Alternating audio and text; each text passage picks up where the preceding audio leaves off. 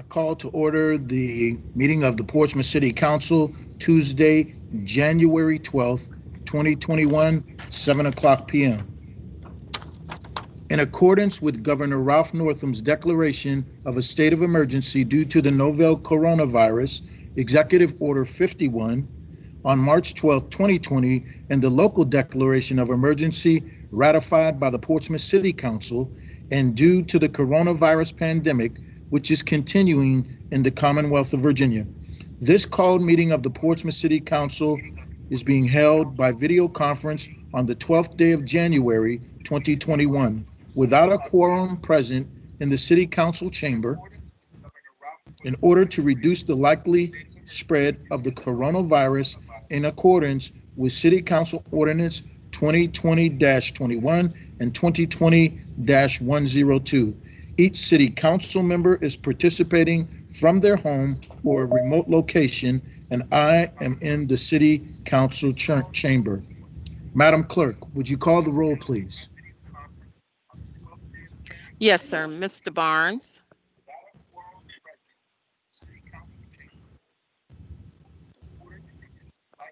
Present. Thank you. Mr. Battle. Here. Mrs. Lucas-Burke.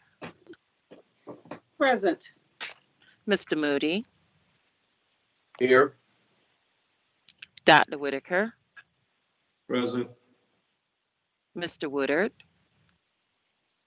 Here. Mayor Glover. Here.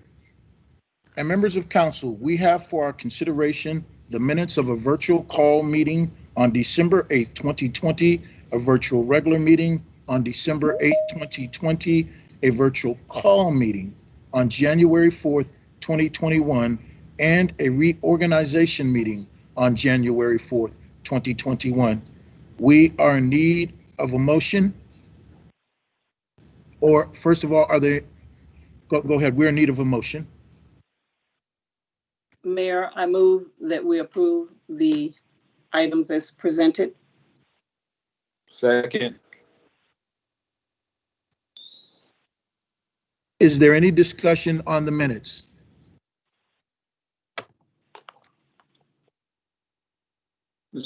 Councilman Battle. Yes, Councilman Battle. We're talking about reorganization. We're going to approve some reorganization minutes.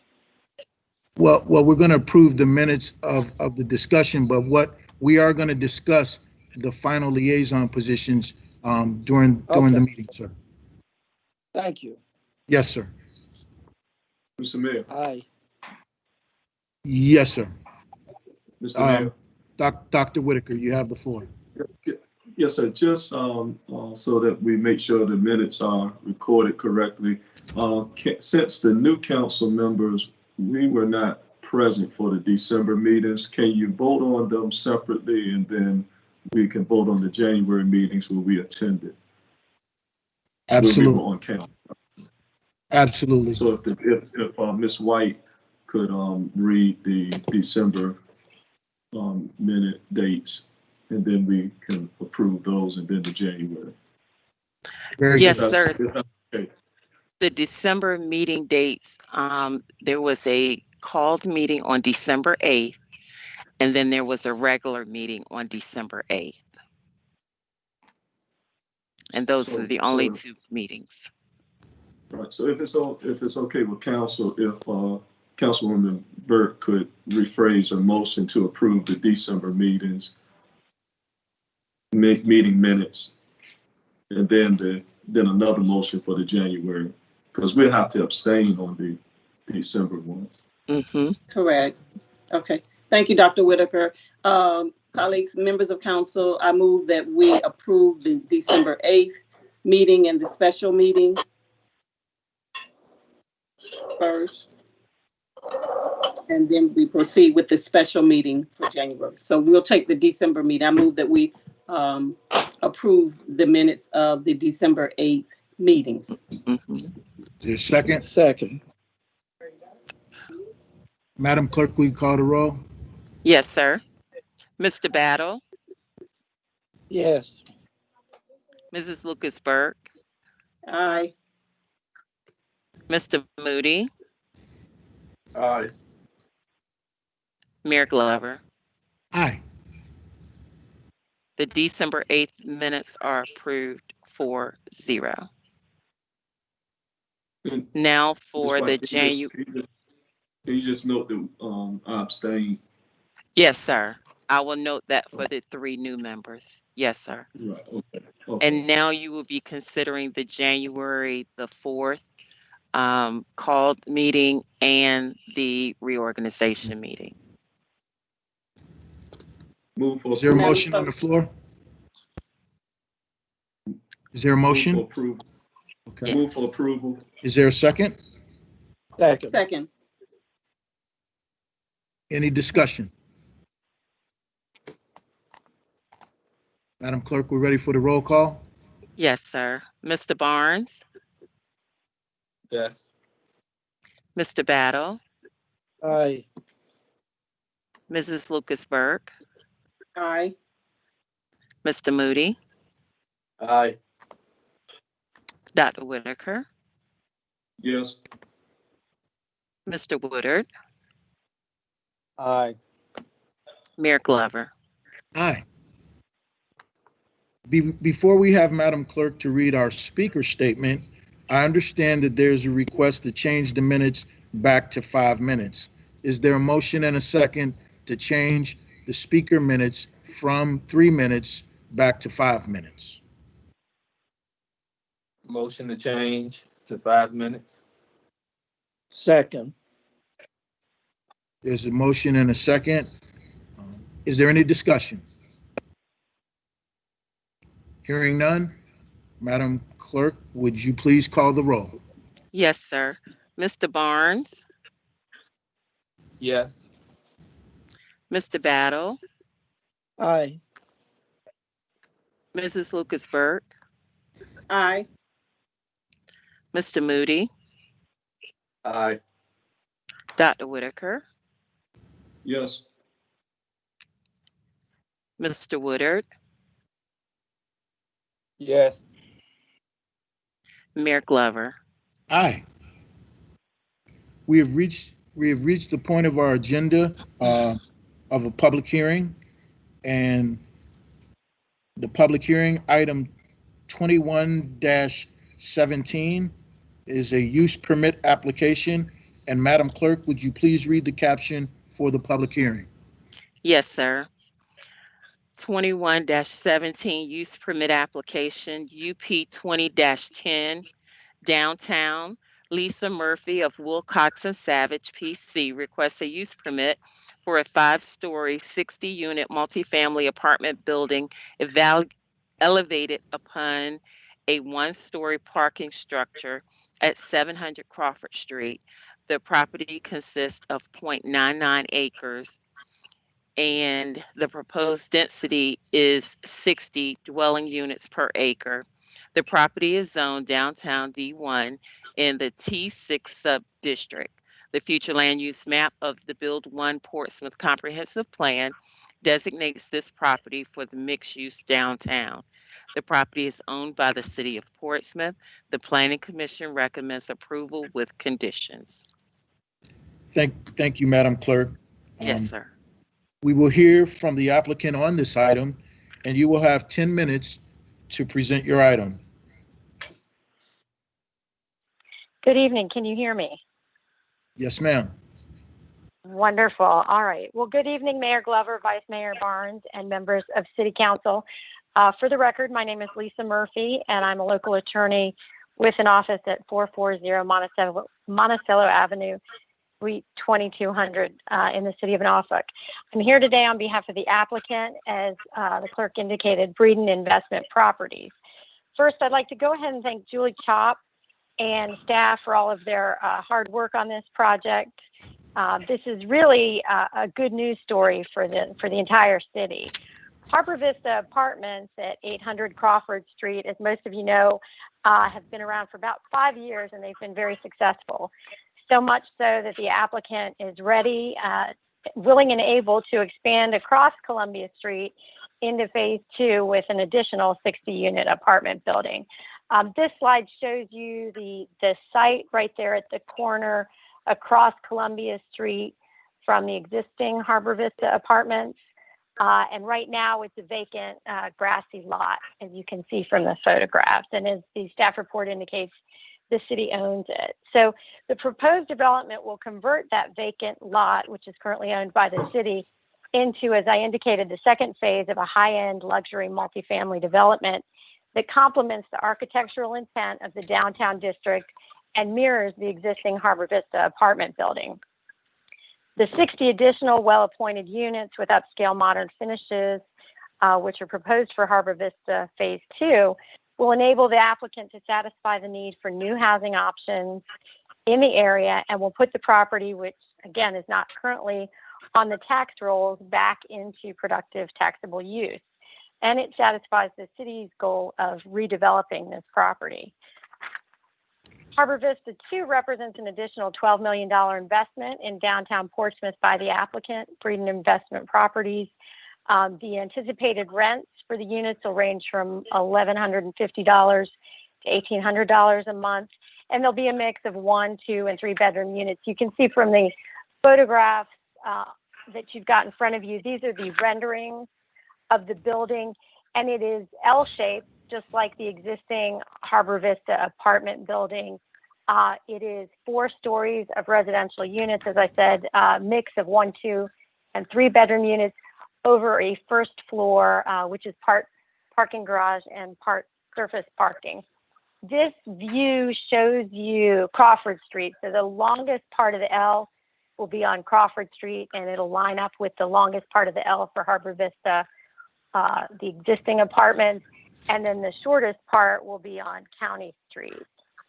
And again, as I said, they're designed really to mirror each other. You've got 2 L-shaped buildings, similar height, similar design. And so in addition to the conditional use permit that the applicant is requesting, we are also seeking deviations from the D1 zoning district requirements that were similar to the original Harbor Vista apartments. I don't know, some of you were on the city council back then, but when the original Harbor Vista apartments were done, the use permit was required. And then in addition, these deviations that we're going to talk about tonight that we're working through with the conditional use permit, those were part of site plan review process. So you didn't necessarily see those. But suffice to say, the deviations that we're requesting will enable the 2 buildings to line up. So we're asking for a step back of 17 feet along Crawford Street. Again, so this building will line up with the existing Harbor Vista apartments, and up to 7 feet along County Street and 7 feet along Columbia Street. So they'll fit within the lot in a very similar manner. The other thing that we're requesting, because Columbia Street is going to be the short part of the L, again, if you envision that L shape, we're requesting that the building facade only be built to the RBL, the required building line, for 30% of the length. Again, that fits in with that design feature that we have. We've asked for a parking setback of 8 inches, just like the existing Harbor Vista apartments. Although we're not required by the ordinance to provide parking, we will have surface parking that'll be screened with a fence and landscaping. And then there'll be a first floor of the parking garage will be incorporated into the building itself. Some of you have asked about the fact that this is in a floodplain. It is in a floodplain. So that first floor of the building, which I think if you go back to the slide, appears to be the facade of, it's got windows and it looks like it's part of the building, the residential units. It's not actually, that is the parking. So as part of that, we've had to adjust or request a deviation for the percentage of glass. There you go. You can see there are faux looking windows and awnings.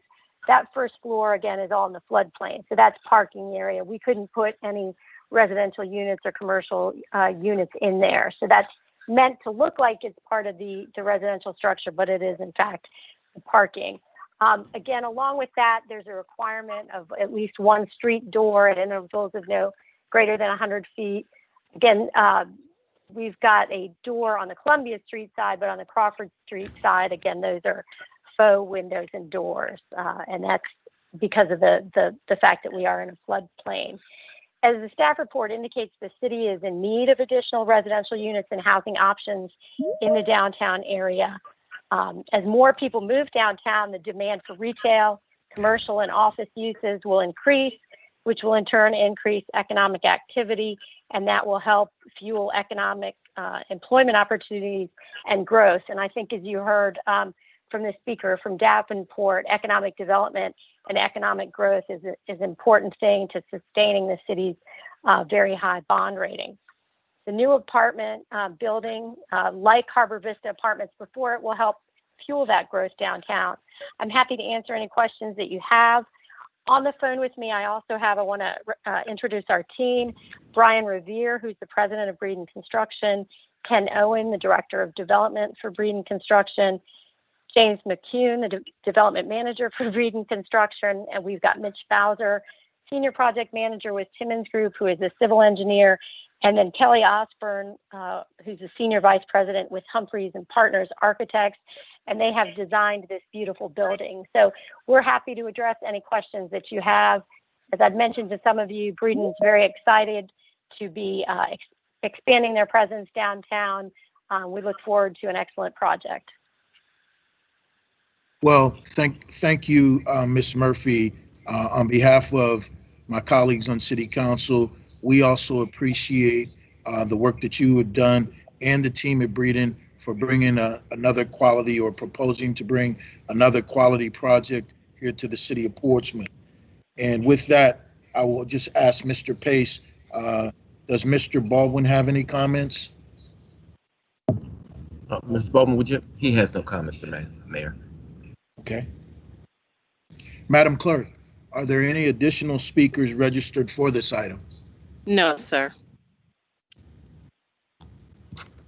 Mayor. Did I hear somebody Yes. say they want to speak? Yes, sir. Okay. Is Yes, Councilwoman Lisa Lucas Burke? Yes, Mayor. Thank you. Just one question for the audience to be able to hear. And was part of the Planning Commission minutes. I saw the occupancy rates at the current Harbor Vista and the rates that will be adjusted with the new project coming online. Where are we in reference to the occupancy rate with the current Harbor Vista, and how soon do we expect that these will be filled in comparison with some of our other apartments that are downtown in that same corridor? Well, sorry, it's hard. There's a delay on the video screen, so I apologize if I interrupted. I'll try to tackle that. The Harbor Vista 1 is just about fully occupied, and the anticipation is that these units, once they're built, will also be occupied quickly. I don't know, Ken or Brian, did you all have anything you wanted to add about occupancy?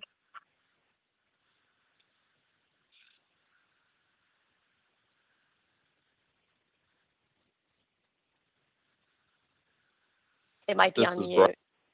Oh, okay. We can hear you now. Hello, good evening. This is Brian Revere at Breeden. Can everyone hear me? Yes, sir. Great. Yes. Our current occupancy in phase 1 is running right around 99%. So we had great success with phase 1. For phase 2, being a smaller project, we anticipate about at least uptake in generally is about 14 units a month. So with this size project, we should be leased up from the time we start leasing units in about less than 6 months.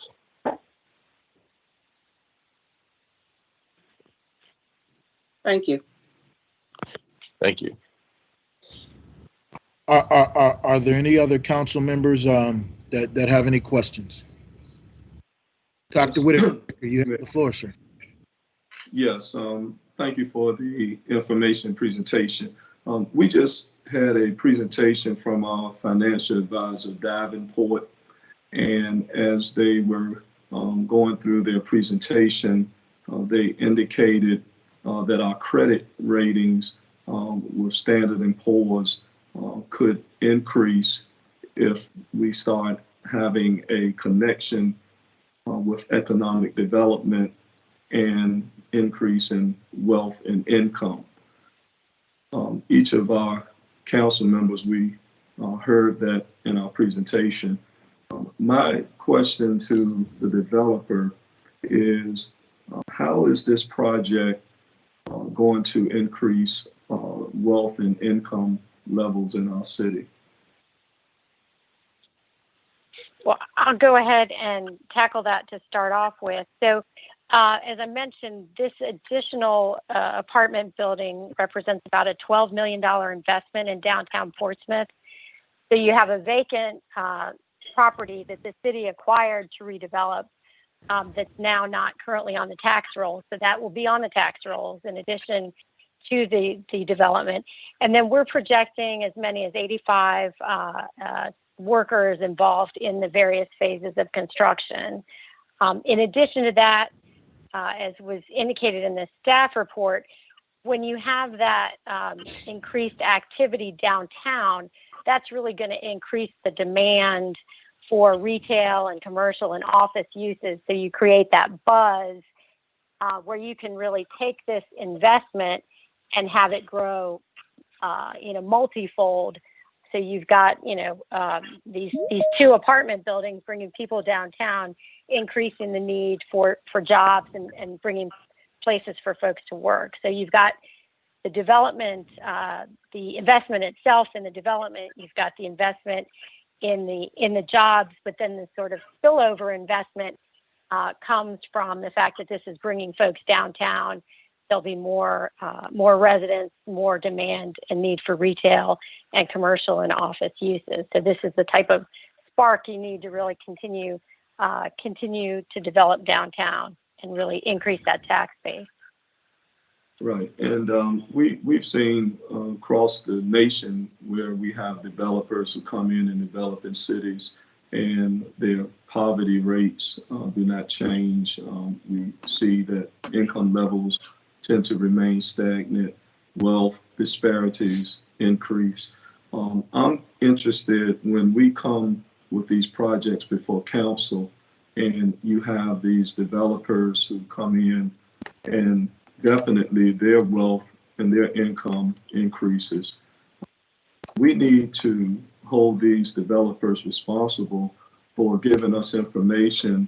For example, they're about to endeavor into a significant multi-million-dollar construction project, something that I've been fighting for years, and that is minority participation.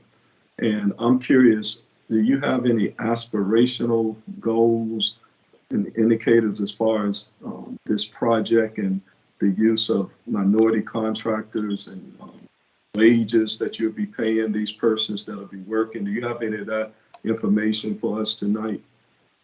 So let me start to address that, and I'll give you sort of the big picture, and then Brian Revere from Breeden can probably jump in and address some of the specifics.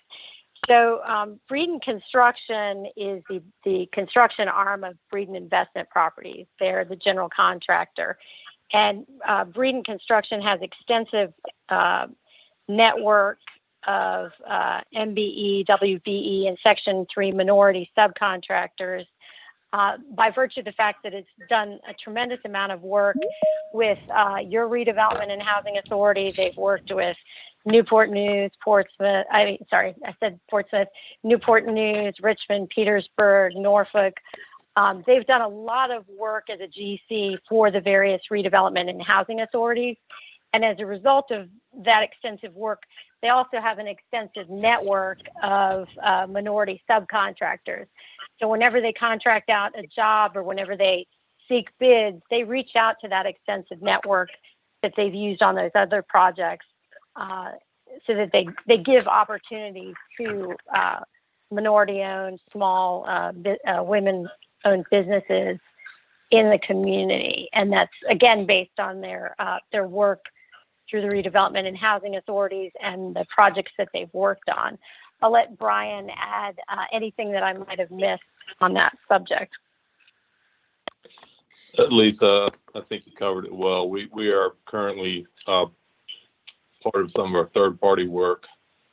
When I say third-party, I just mean that we're building projects for other clients and developers outside of the breeding company. But we're currently building a project in Portsmouth, the Lexington Place renovation. And, on that project going into it, we had certain goals related to MBE, WBE, and Section 3 participation, and we have met and exceeded our goals, particularly on that project. And the more projects that we do with, not only Portsmouth, but now working on deals with Newport News and Norfolk, and really as far west as Charlottesville, it helps us expand the network of subs that fall within that category. We also have found and learned that there are subcontractors that really don't realize that they qualify for Section 3 or MBE. So we have worked to try to help them get certified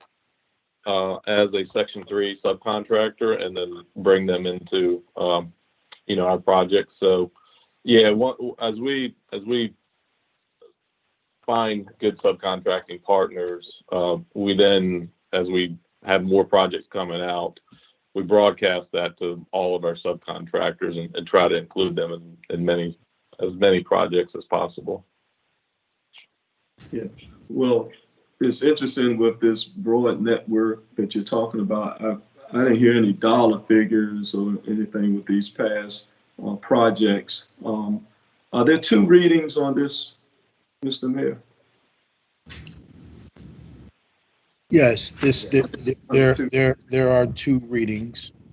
Yeah, I think that when we have developers coming into our city with projects such as this, which we want to see successful, that it needs to be successful all around, and we need to get some concrete figures. We have significant poverty in this city. These developers, they mentioned that the tax base will increase. Well, the tax base and things they're talking about, the roads, the infrastructure, police force, fire, those things were already in place prior to their coming here.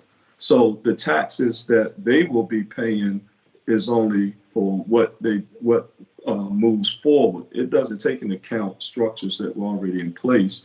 And so I think that we need to have more information on the issue of how we're going to address wealth, income, particularly in the area that they're familiar with, and that's the minority contractor and what they pay their contractors.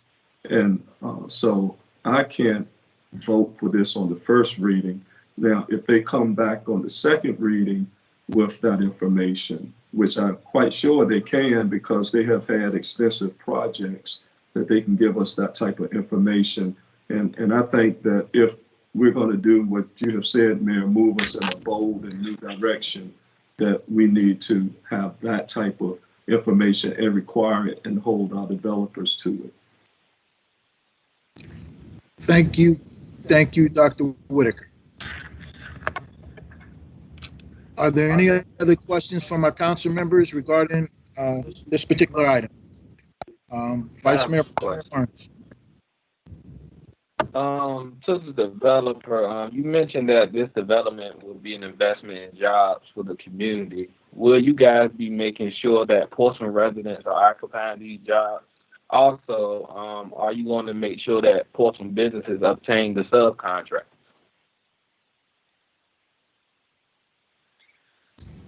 Yeah, I think, Brian, do you have a sense in your network of minority businesses, what percentage of those are actually in Portsmouth? Not off the top of my head. We can certainly go back and pull those figures. I do, we do have the figures for the other project in Portsmouth as to what our participation levels are. And really that's how the projects are measured, not so much based on the dollar amount, but the percentage participation, the percentage of contracts that are going to qualifying subcontractors. But we can certainly work on pulling some of that information together to have more concrete figures for the second reading. Well, Yeah, and specifically, I want to make sure. I'm sorry.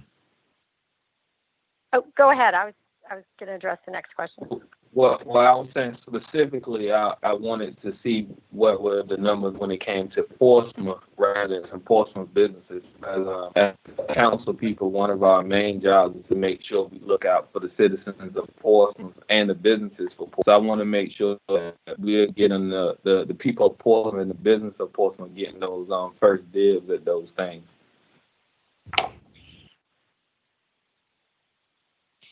Thank you.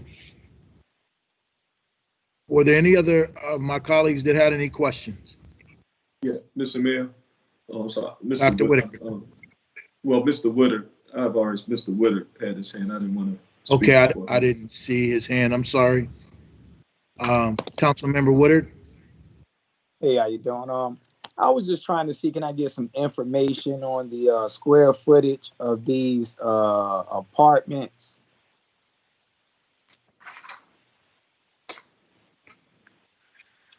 Yeah, let me see if I've got, they'll range from 800 square feet to 1,550 square feet. And as I said, it's a mix of 1, 2, and 3 bedroom units. And I don't know if there was a study or anything of, I know you guys probably had some projects in the past, but the price point here of $1,150 to $800,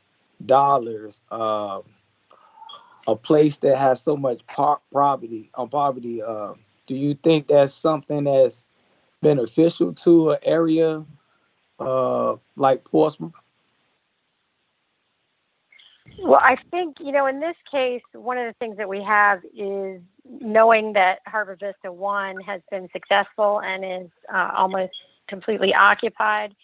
And the price range, the design, everything about these 60 additional units is similar to what you've got. So you've got 134 units across the street at Harbor Vista Apartments, and then this will add 60 units. So based on how successful they've been with the first phase, it's fully anticipated, as Brian had indicated, that this one will lease up quickly within the first 6 months or so. Okay. Yeah, I also wanted to point out, if I could, the land itself is owned by the city. So, as part of that investment, Breeden Investment Properties is going to be acquiring the land, so that neither the city nor economic development is subsidizing or incentivizing this. So this is a deal where you have a developer coming in and fully investing in all the costs, and I didn't want that sort of to get lost in the mix.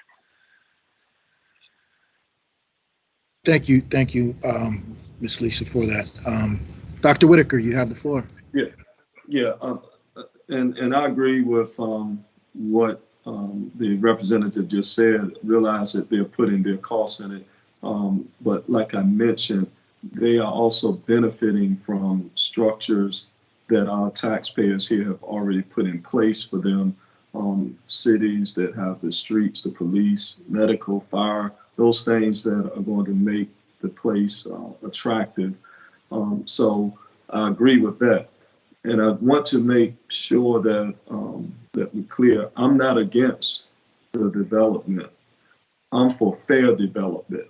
And I think that that's what the expectation should be when we have these projects, that our city officials will advise the developers that when they are presenting to us, they should have this type of information, the minority participation, the income, the rates that will be paid, the involvement. It shouldn't be taken for granted that they just come in with projects and we just approve it without asking these critical and important questions that impact on the quality of life of our citizens. So I just want to make sure that it's not misinterpreted that I'm against the development, for the development, but I'm also for fair development. And so, as I said, I would like to have that information and hope our council members would as well at our second reading. Thank you, Dr. Whitaker. And are there any other questions from any of our other council members? I do have a question. I also would like to see with anybody that comes in and do business with our city, I want them to make an investment into the community. As you know, Portsmouth is a high on crime right now, and we're losing a lot of children. So I would like to see developers and people that's coming in doing business with us make an investment into the community organizations that deals directly with our children, so we can help make this city a better place. So do you guys have you guys in the past invested into community organizations that deal directly with our children, or in general in the community? Brian, can you address that one as far as what your involvement in various community organizations?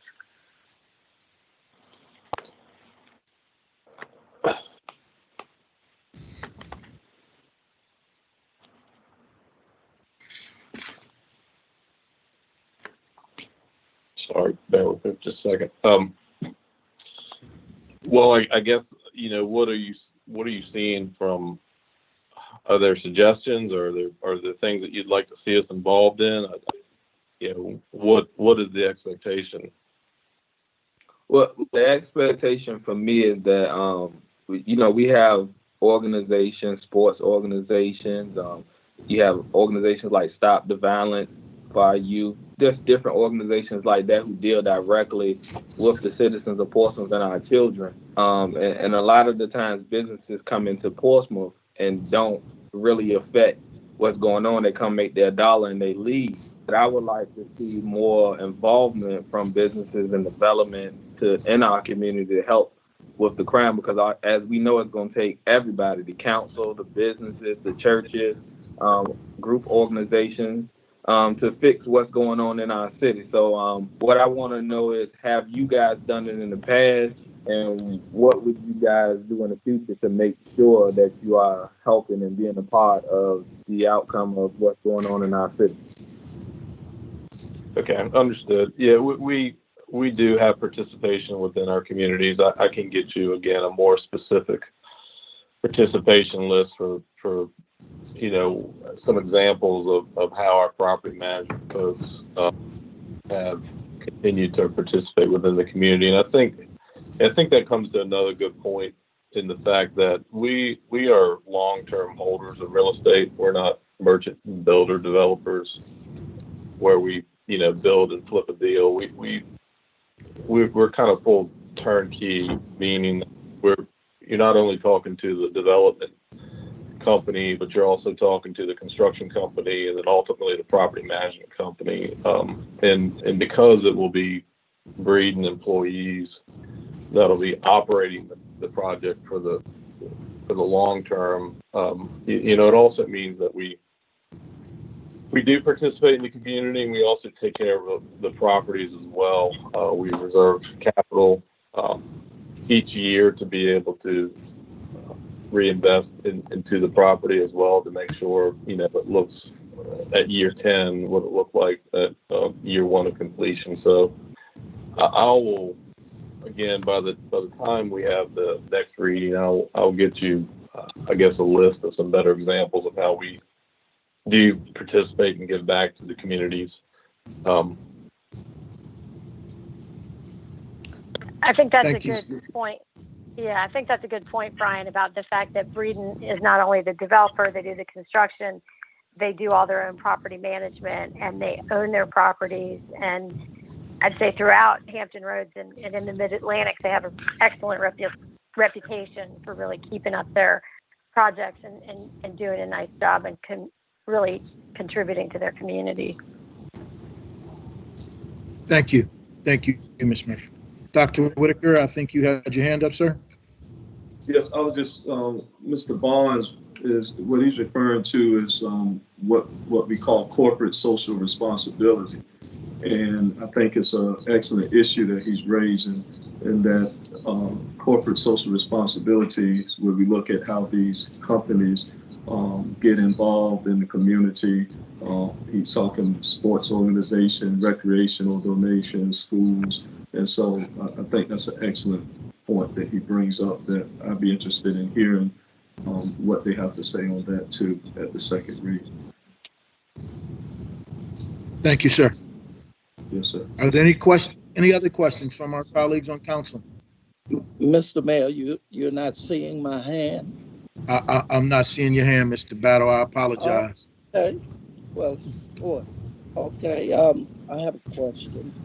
Okay, Um, you have the floor, sir. the Breeding Corporation has been here for some time, and we've done quite a few projects together. We've started a project and mutually agreed to not do it, and there's a lot of future projects that you're looking at possibly in our city. So I think that's very important that you assist us with the development of our human resource here, which is our youth. And it's not like you've just done, or you're just doing this project. We've been in a marriage for quite some time. So it's very important to me that you guys take a good look at that and join us in this effort. Thank you. Thank you, Mr. Battle, and I apologize that I didn't see you. Are there any other questions from my colleagues on council?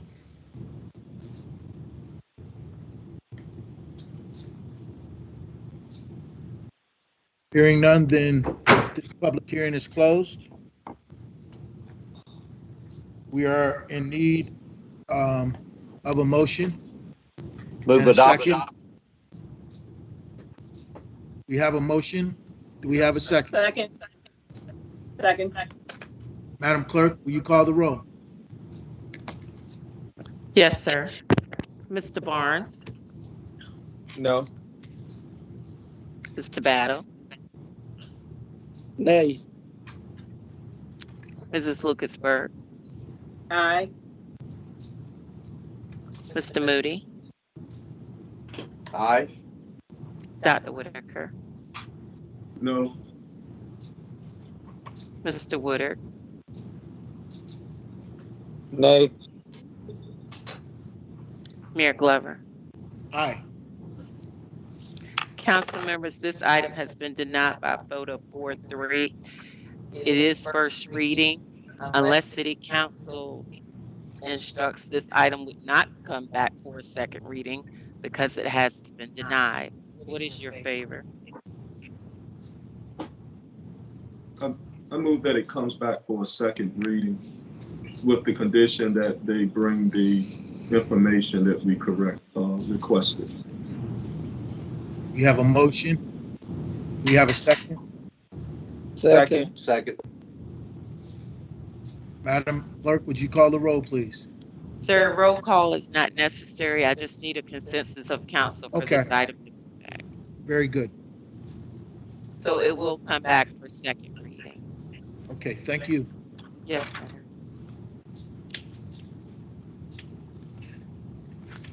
Our next item, we've moved to the city manager's report. Our next item is item 21-18. And Madam Clerk, would you please read the ordinance we are considering pertaining to this item? Yes, sir. An ordinance accepting an appreciation a donation in the amount of $400 from Exium Lee Jr. and Joyce H. Lee, and appropriating said funds to the FY 2021 Grants Fund for use by the Department of Social Services to support the food pantry. Thank you, Madam Clerk. Madam Clerk, were there any speakers registered for this item? No, sir. Council members, is there any discussion on this item? Madam Clerk, please do the roll. Yes, sir. Mayor, move for approval. Move for approval of the item. Second. Second. Okay, we have a motion and seconded. Would you please call the roll? Yes, sir. Mr. Barnes, Yes. Mr. Battle, Aye. Mrs. Lucas-Burt, Aye. Mr. Moody, Aye. Dr. Whitaker, Yes. Mr. Woodard, Yes. Mayor Glover. Aye. This item is adopted. We move next to item 21-19. And Madam Clerk, would you please read the caption of the ordinance? Yes, sir. An ordinance accepting Virginia Trees for Clean Water Grant funds in the amount of $3,000 from the Virginia Department of Forestry and appropriating said amount into the FY 2021 Grants Fund for use by the Department of Parks, Recreation, and Tourism. Thank you, Madam Clerk. Yes, sir. Are there any registered speakers for this item? No, sir. Council members, we need a motion and a Move for second. adoption. Second. Madam Clerk, please do the roll. Yes, sir. Mr. Barnes, Yes. Mr. Battle, Aye. Mrs. Lucas-Burt, Aye. Mr. Moody, Aye.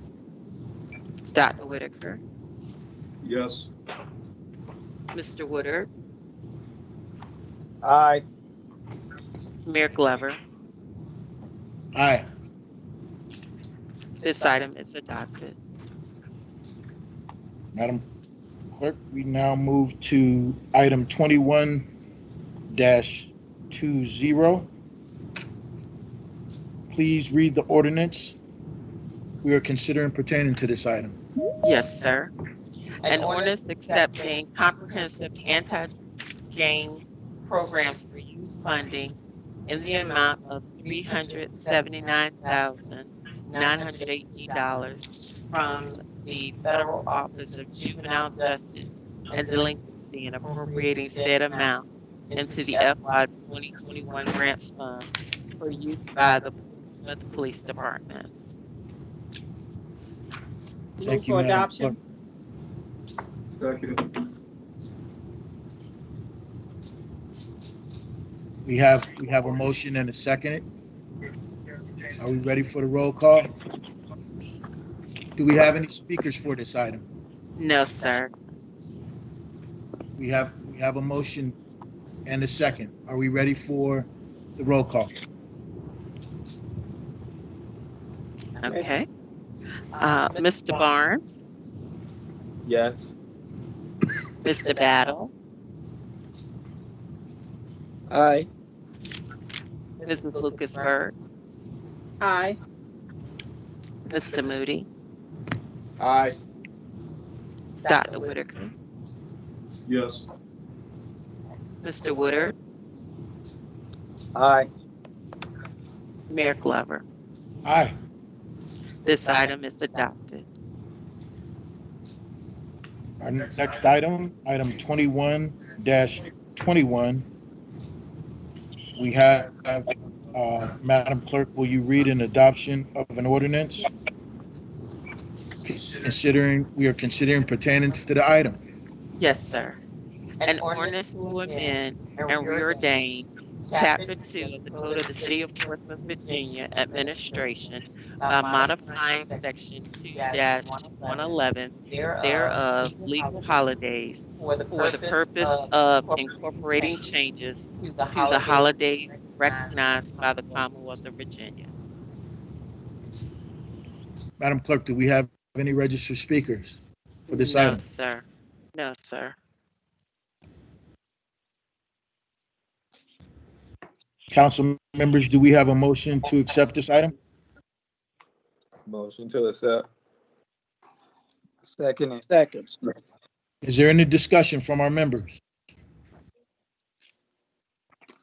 Madam Clerk, would you please call the roll? Yes, sir. Mr. Barnes, Yes. Mr. Battle, Aye. Mrs. Lucas Burke, Aye. Mr. Moody, Aye. Dr. Whitaker, Yes. Mr. Woodard, Yes. Mayor Glover. Yes. This item is adopted. Thank you, Madam Clerk. Yes, Our next sir. item is item 21-22. It is the adoption of a resolution. And Madam Clerk, would you please read the resolution item that we're going to consider? Yes, sir. A resolution approving the issuance, by the Portsmouth Redevelopment and Housing Authority of its multifamily housing revenue bonds for the acquisition, construction, renovation, rehabilitation, and equipping of approximately 90-unit Mount Hermon Village apartments located in the city of Portsmouth, Virginia. And I have several speakers that are registered for this item. Yes, ma'am. Our first speaker. I have Miss Harriet Reynolds. Good evening, Mayor and City Council members. I'm Harriet Reynolds. I represent Portsmouth Redevelopment and Housing Authority. Excuse me, Miss Reynolds. Miss Reynolds, excuse me. This is Mayor Glover. Yes. Thank you for participating, and you have 5 minutes. Great. Thank you very much, Mayor. I want to really defer to Bond Counsel and Curtis Saunders, and also I think there is a representative of the developer who's on the line, and I think they have more information about the project and can fill you in if you or any of the other council members have any questions. Thank you. Council members, we have on the line Miss Ann Curtis Sanders, Mr. Michael Graff, and Miss Carrie Fisher that are available if you have questions on this item.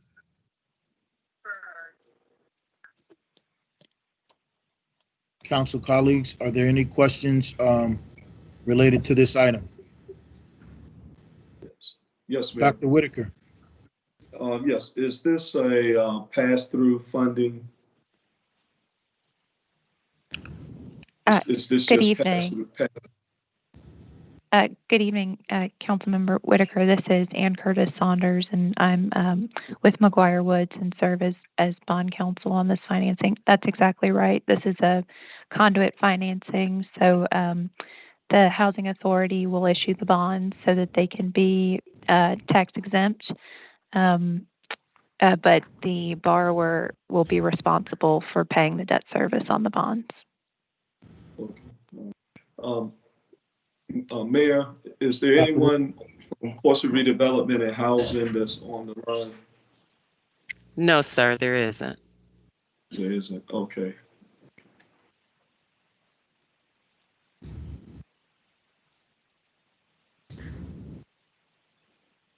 Are there any other questions from our council colleagues on resolution 21-22?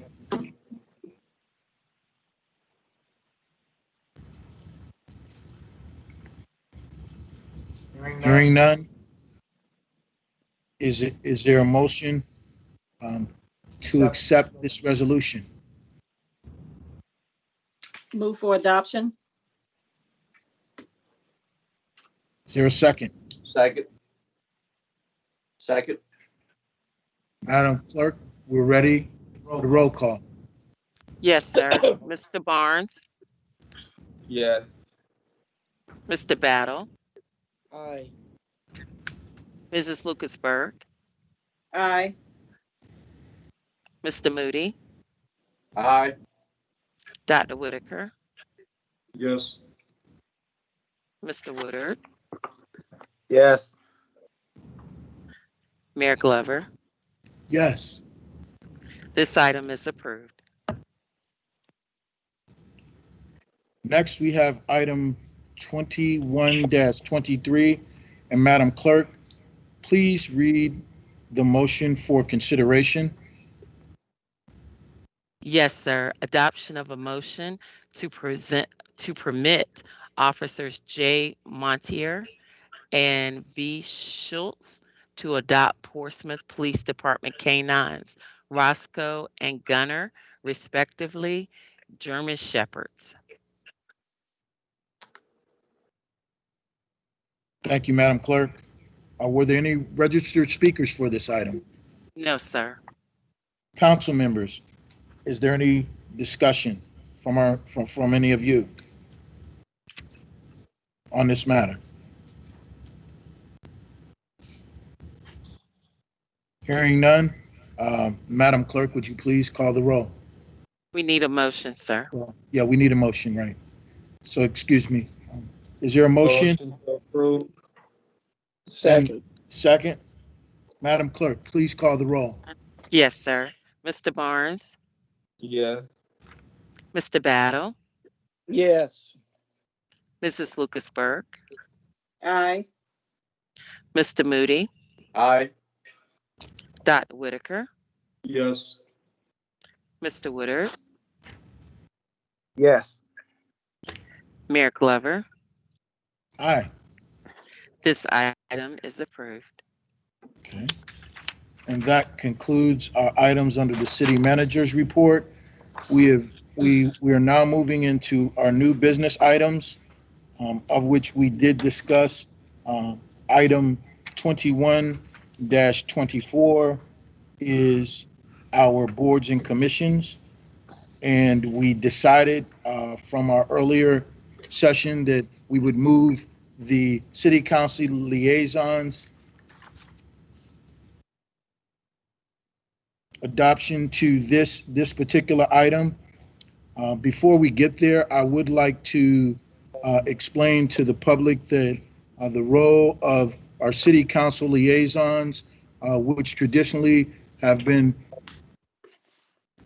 chosen by the sitting mayor, is a role to be present at the boards and commissions on which we serve as a viewer and observation person to listen to what is provided in the meeting and bring back any pertinent concerns that may be needed to be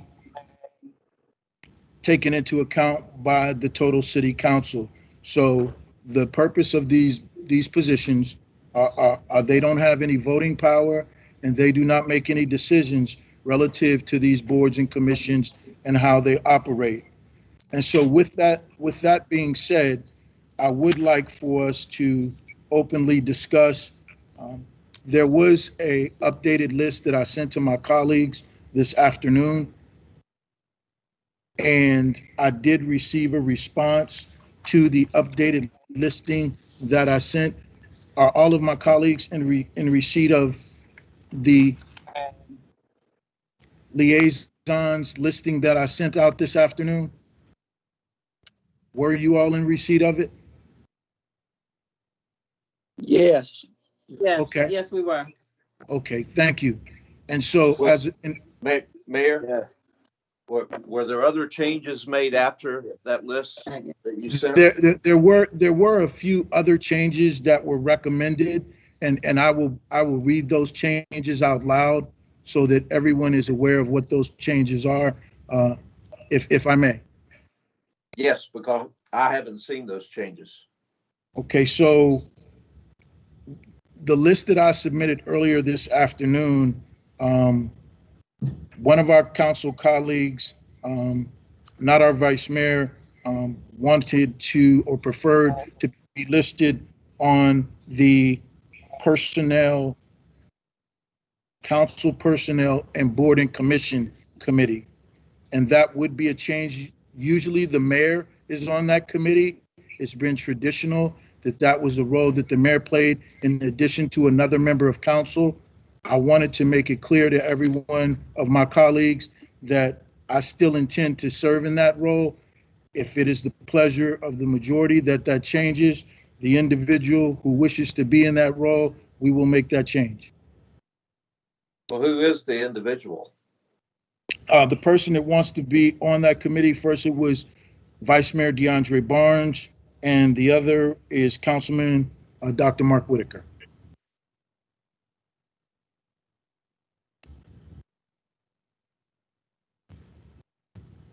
So you're asking for a consensus, or? I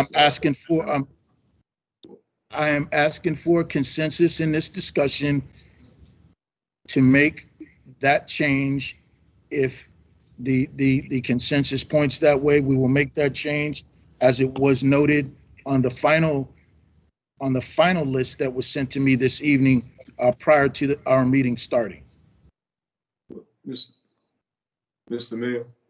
Yes, Dr. Whitaker. I think to make it a little more simpler, as you know, you and the vice mayor were to work together on coming up with the list.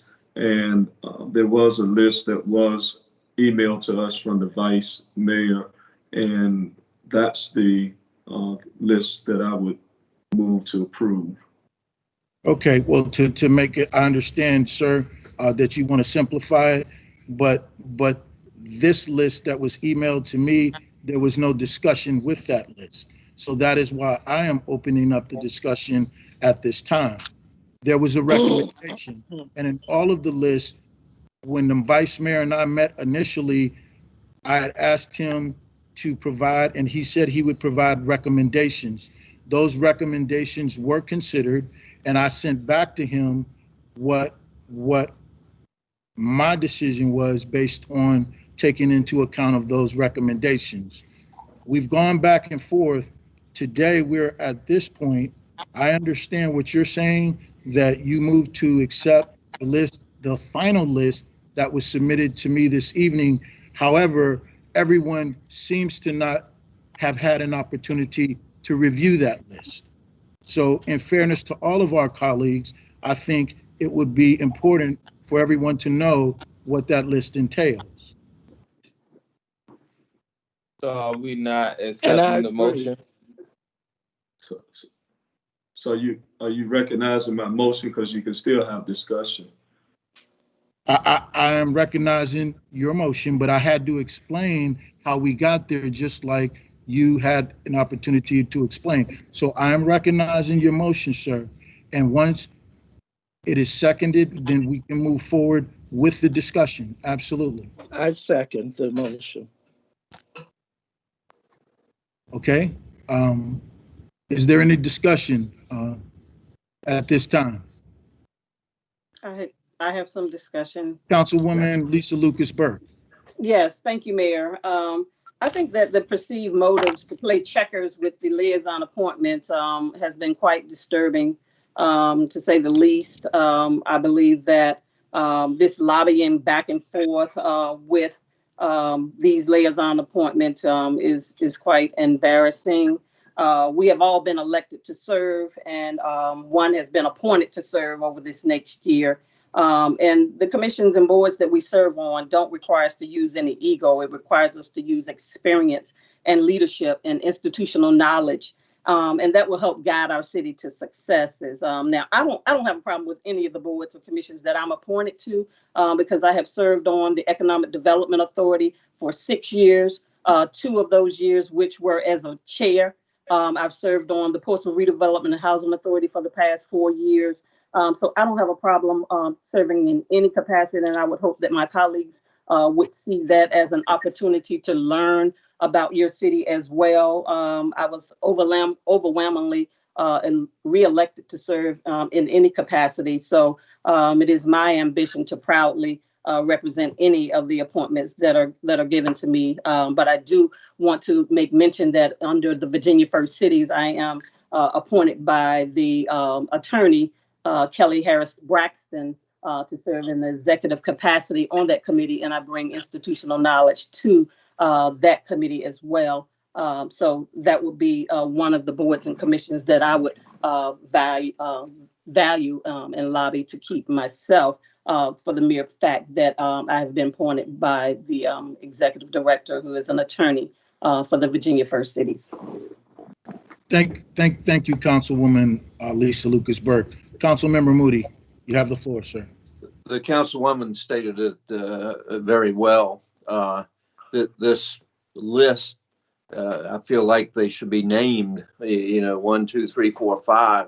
It's a little confusing as to what the latest, greatest list is. I'm like Councilwoman Lisa Lucas Burke said, she's satisfied with hers. I'm satisfied with mine. It's probably not many on there that I haven't served on in the last 22 years. But let's keep these things, these aren't secrets, and we don't get paid for any of them. They're good experience when you sit on them. And when you're on these committees as a liaison, you're there to listen and to report back to council on what transpired. You don't vote. You're not, at least you're not supposed to take over the meeting with your opinions, or you certainly can't speak on behalf of council. So that's pretty much it. I'm a little confused on the matter before us now on the personnel committee. 3 people can't serve on that committee. Mayor, you mentioned that you're going to be on it, and I think Councilman Barnes and Dr. Whitaker want to be on it. So if there's a motion, we need to decide who council wants to be on it. 3 people can't meet unless it's going to be a public meeting. Just want to make that clear. Thank you, Councilmember Moody, for clarifying that point. Are there any other council members who wish to add to the discussion? Yes, Dr. Whitaker. Yeah, just to bring clarity, there wasn't any back and forth checkers. It's just that the vice mayor submitted, and he emailed all of council. He submitted the liaison list, and it has at the top Barnes submission. That's the list that I have moved for approval. It keeps Councilwoman Burke, the request that she made, where she has served well on the Virginia First Cities. It shows her still up there. It does not have 3 people on personnel, but it has 2 people. And so there's no confusion there. Thank you, Dr. Whitaker. And if I could just add one more thing with the Barnes submission list, as you referred to, sir. There are 2 members listed, Councilmember Paul Battle and Vice Mayor DeAndre Barnes, who are listed under the Portsmouth Redevelopment and Housing Authority. And there's traditionally only been 1 council liaison member to the Portsmouth Redevelopment and Housing Authority. And unless someone probably has a compelling reason, I don't understand why we want 2 on the Portsmouth Redevelopment and Housing Authority. I think, Mr. Mayor. Yes, Dr. Whitaker. I think what that reflects is an alternate. So when you have 2 up there, you see they're alternates. I can certainly appreciate that, but it wasn't reflected specifically. So I just wanted to make mention of it to understand why that was, sir. Yeah, I think that would be the person's determined. If council member, I'm sorry, can I speak, Mr. Mayor? You have the floor, Vice Mayor Barnes. If council member Battle wants to serve on Portsmouth Redevelopment and Housing Authority, I definitely concede to him and be the alternate. Is Councilmember Barnes, Battle, is that okay with you?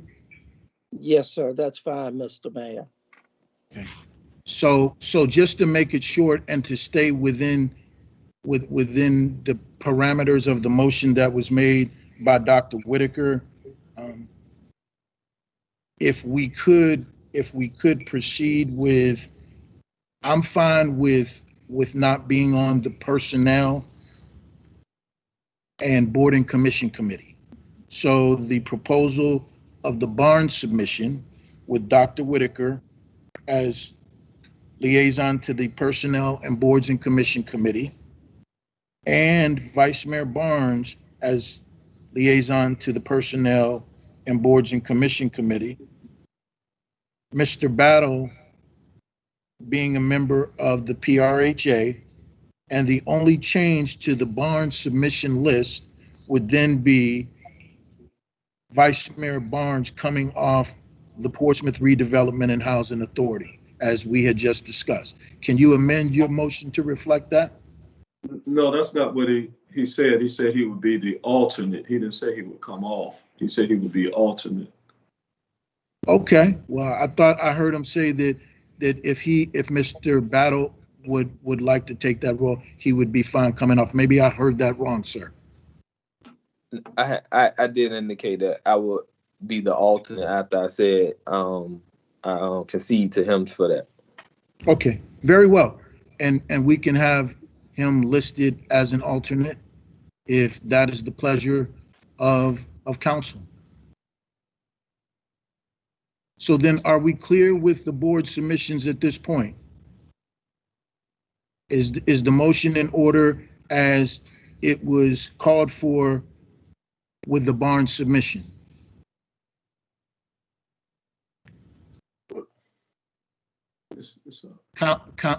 Councilmember Moody. Is the motion to approve the list as written or as revised?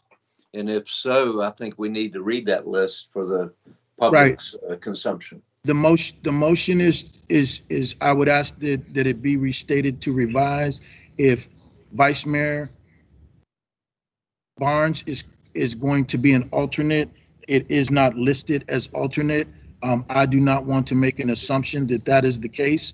I know he is listed on there, but if we could put the word alternate next to his name, that would be sufficient for me. That's fine. I don't think you have to amend the motion for that. Okay, very well. It's a change, sir, and I just wanted to make it clear, that's all. So we have a motion on the floor to accept the list as it currently is, and if I may take a moment to read the list as it is proposed. Would that be acceptable to my colleagues on council? Yeah, well, my motion was to accept the Barnes submission. Right, we're going to accept, I'm sorry, I apologize. To accept, we have a motion to accept the Barnes submission. And do we have a second? It was already seconded. Okay. Second, yep. All right, so with that motion and having it seconded, then I will read the list and then we will take the roll call. For Mayor Shannon Glover, the list reads as such: Hampton Roads and Southside Mayors and Chairs, Hampton Roads Economic Development Alliance, Hampton Roads Military and Federal Facilities Alliance, the Hampton Roads Transit, Hampton Roads Planning District, and the TPO Transportation Planning Organization, the Hampton Roads Workforce Council, Hampton Roads Transportation Accountability Commission. Vice Mayor DeAndre Barnes. Council Liaison to Economic Development Authority, Council Liaison to Portsmouth Redevelopment and Housing Alternate, Council Liaison to the Parks and Recreation Commission, Minority Contracting Committee when it is created, Council Liaison to the School Board, and Council's Personnel and Boards and Commissions Committee. Councilman Bill Moody. Council Liaison to the Portsmouth Ports and Industrial Commission, Council Liaison to the Ports and Virginia Maritime Association, council liaison to the Historic Preservation Committee, council liaison to the Mayor's Military Affairs Committee. Councilwoman Lisa Lucas Burke, council liaison to Planning Commission, Hampton Roads Regional Jail Authority member, Virginia First Cities, Hampton Roads Transportation Planning Organization alternate, and the Stop Incorporated. Dr. Mark Whitaker, council liaison to the Portsmouth Ports and Industrial Commission, council liaison to the school board, council liaison to courts and jail, council liaison to the Tidewater to Community College Board, minority contracting when it is created, council's personnel and boards and commissions committee.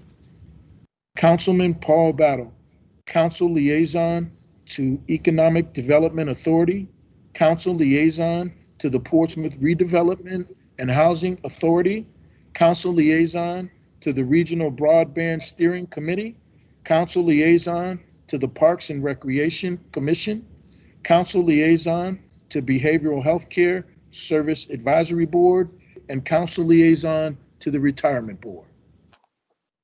Councilman Christopher Woodard Jr., council liaison to the Planning Commission, council liaison to the Social Services Advisory Board, council liaison to the Hospitality/Hotel Industry and the Pavilion, and Planning Council. And the Parking Authority. I'm sorry, I missed that one. The Portsmouth Parking Authority. Are there any questions to the list that I just read? Madam Clerk, will you please call the roll? Yes, sir. Mr. Barnes? You're muted, sir. Yes. Thank you. Mr. Battle? Yes. Mrs. Lucas Burke? Aye. Mr. Moody? Aye. Dr. Whitaker? Yes. Mr. Woodard? Aye. Mayor Glover? Aye. Mr. Mayor, Yes, Dr. Whitaker. I just had a question for our clerk, just to make sure correct information went out. Ms. White, in the past, I thought that I've known Bishop Edmonds to serve on the Personnel Committee, and Mr. Page Cherry, I thought served. Have there been persons other than the mayor who have served on the Personnel Committee? You mean in addition to the mayor? Right. Mr. Moody has been on the Personnel Committee. Off the top, I'm not sure who else. Okay, I thought Bishop also served also. Okay. All right. Thank you. No, sir. I don't think so. Okay. Yeah, Thank yes, you. he was. Bishop Woodard, Bishop Edmonds was on the personnel committee. Was he? If he was, Yeah. it was very brief. It wasn't a long period of time at all. Right. So Yes, was Ms. Randall. Yes, Miss Randall was on the Personnel Committee. Mhm. And I think Councilman Whitehurst was too. Mm-hmm. You're going way back now.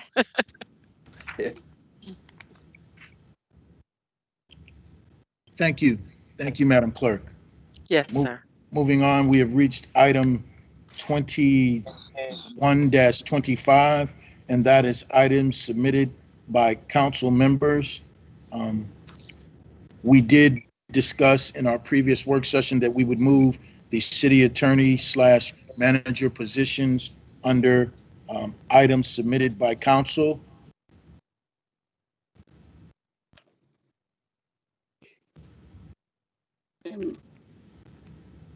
And I want to take a moment to ask Madam Clerk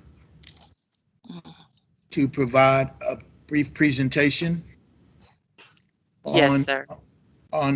on those two specific positions that are open. Yes, sir. Members of council, this will be a very brief presentation. First, next slide, please.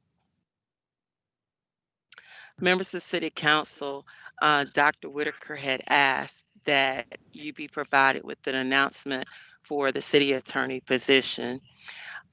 You have here and you have previously received the information that was prepared by our Director of Human Resources for your consideration.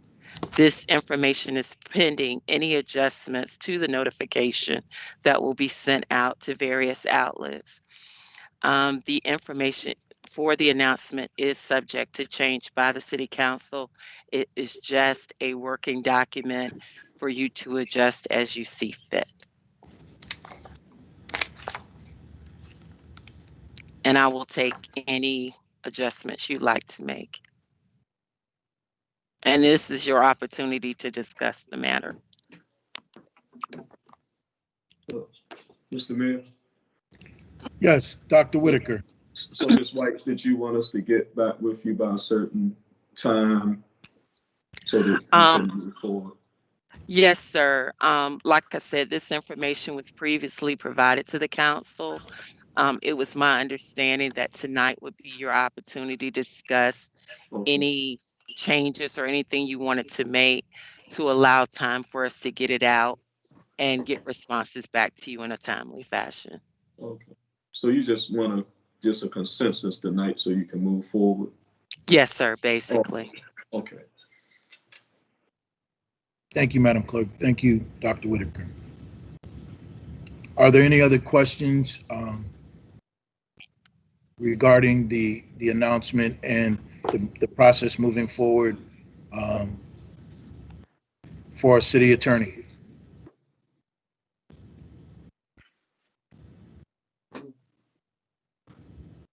Madam Clerk, would you proceed, please?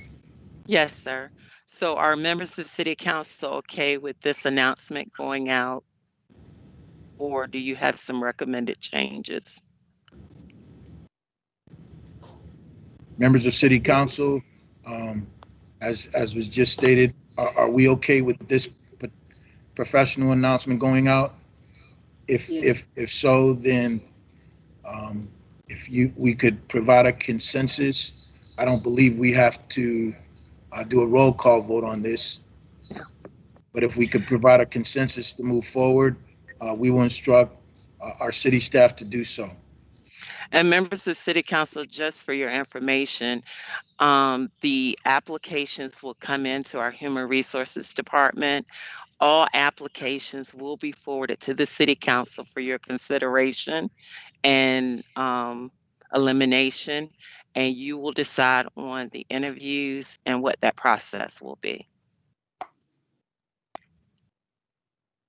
Thank you, Madam Clerk. Yes, sir. So do we have a consensus of we're okay with moving forward with this professional announcement? Consensus. If I could see a show of hands, please. Yes. Madam Clerk, we seem to have a consensus on this particular announcement. If we could. Yes, sir. Could move to the next item, please. Yes, sir. The next slide, please.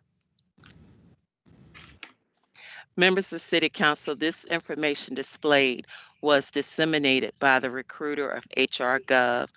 They are tentatively scheduled to attend your January 25th public work session to present the candidates for consideration to interview.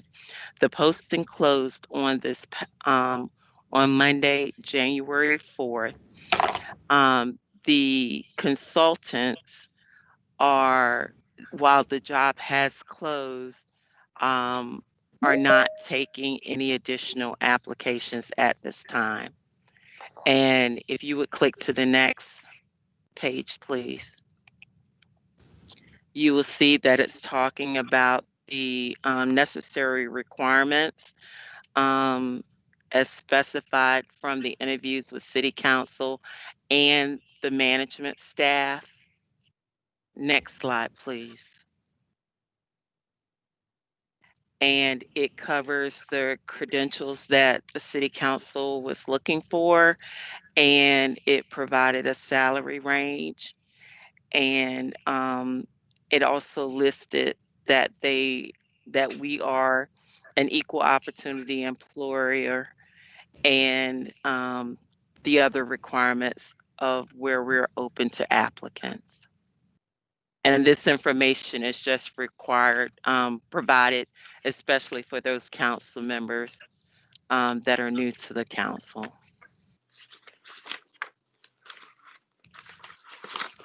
And that is the end of my presentation. Thank you, Madam Clerk. And if I may, under both of those positions, I would like to just share with my colleagues my own experience as a human resource consultant and someone who does this for a living. I just want us to be mindful that both of these positions are executive level positions. The city manager is this chief executive officer of our city under our city manager arrangement of government here in Portsmouth. And as we learned tonight, that person that we decide as a council will need to possess high skills and abilities in terms of education, in terms of leading cities, in terms of delivering at a high level to meet the expectations of our city government. In this process, when we looked at beginning this process, we went out and hired a consultant who would bring to us 74 highly qualified candidates that would meet the standard of what we were seeking in a chief executive officer. I cannot understate, nor will I, the importance of having an executive. You heard from our bond rating folks that proper management, strong management is indeed the benchmark of strong communities and strong financial footing.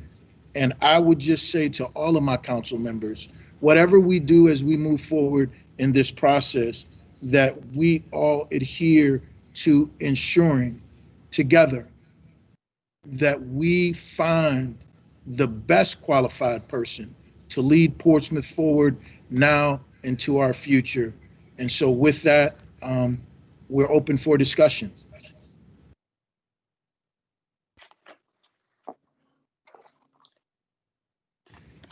Mayor. Yes, Councilwoman Lisa Lucas-Burke. Yes, thank you, sir. The GovHR consultants that we chose provided us a timeline for us to follow the process with, of course, the deadline for applications was November 4th. And then we're supposed to get a recruitment report back January 22nd. We'll meet with the consultants on January 25th. And then begin our official interviews on February 1st. We still following this process that has been put in place with our consultants. Does any of my other colleagues have any other comments to what Councilwoman Lucas-Burke has just indicated?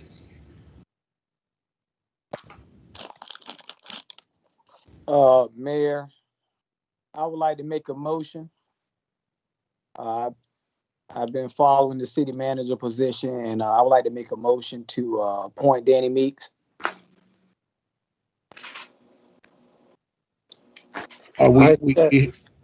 Excuse me? I'm going to second that. Okay, we have a motion on the floor to be considered.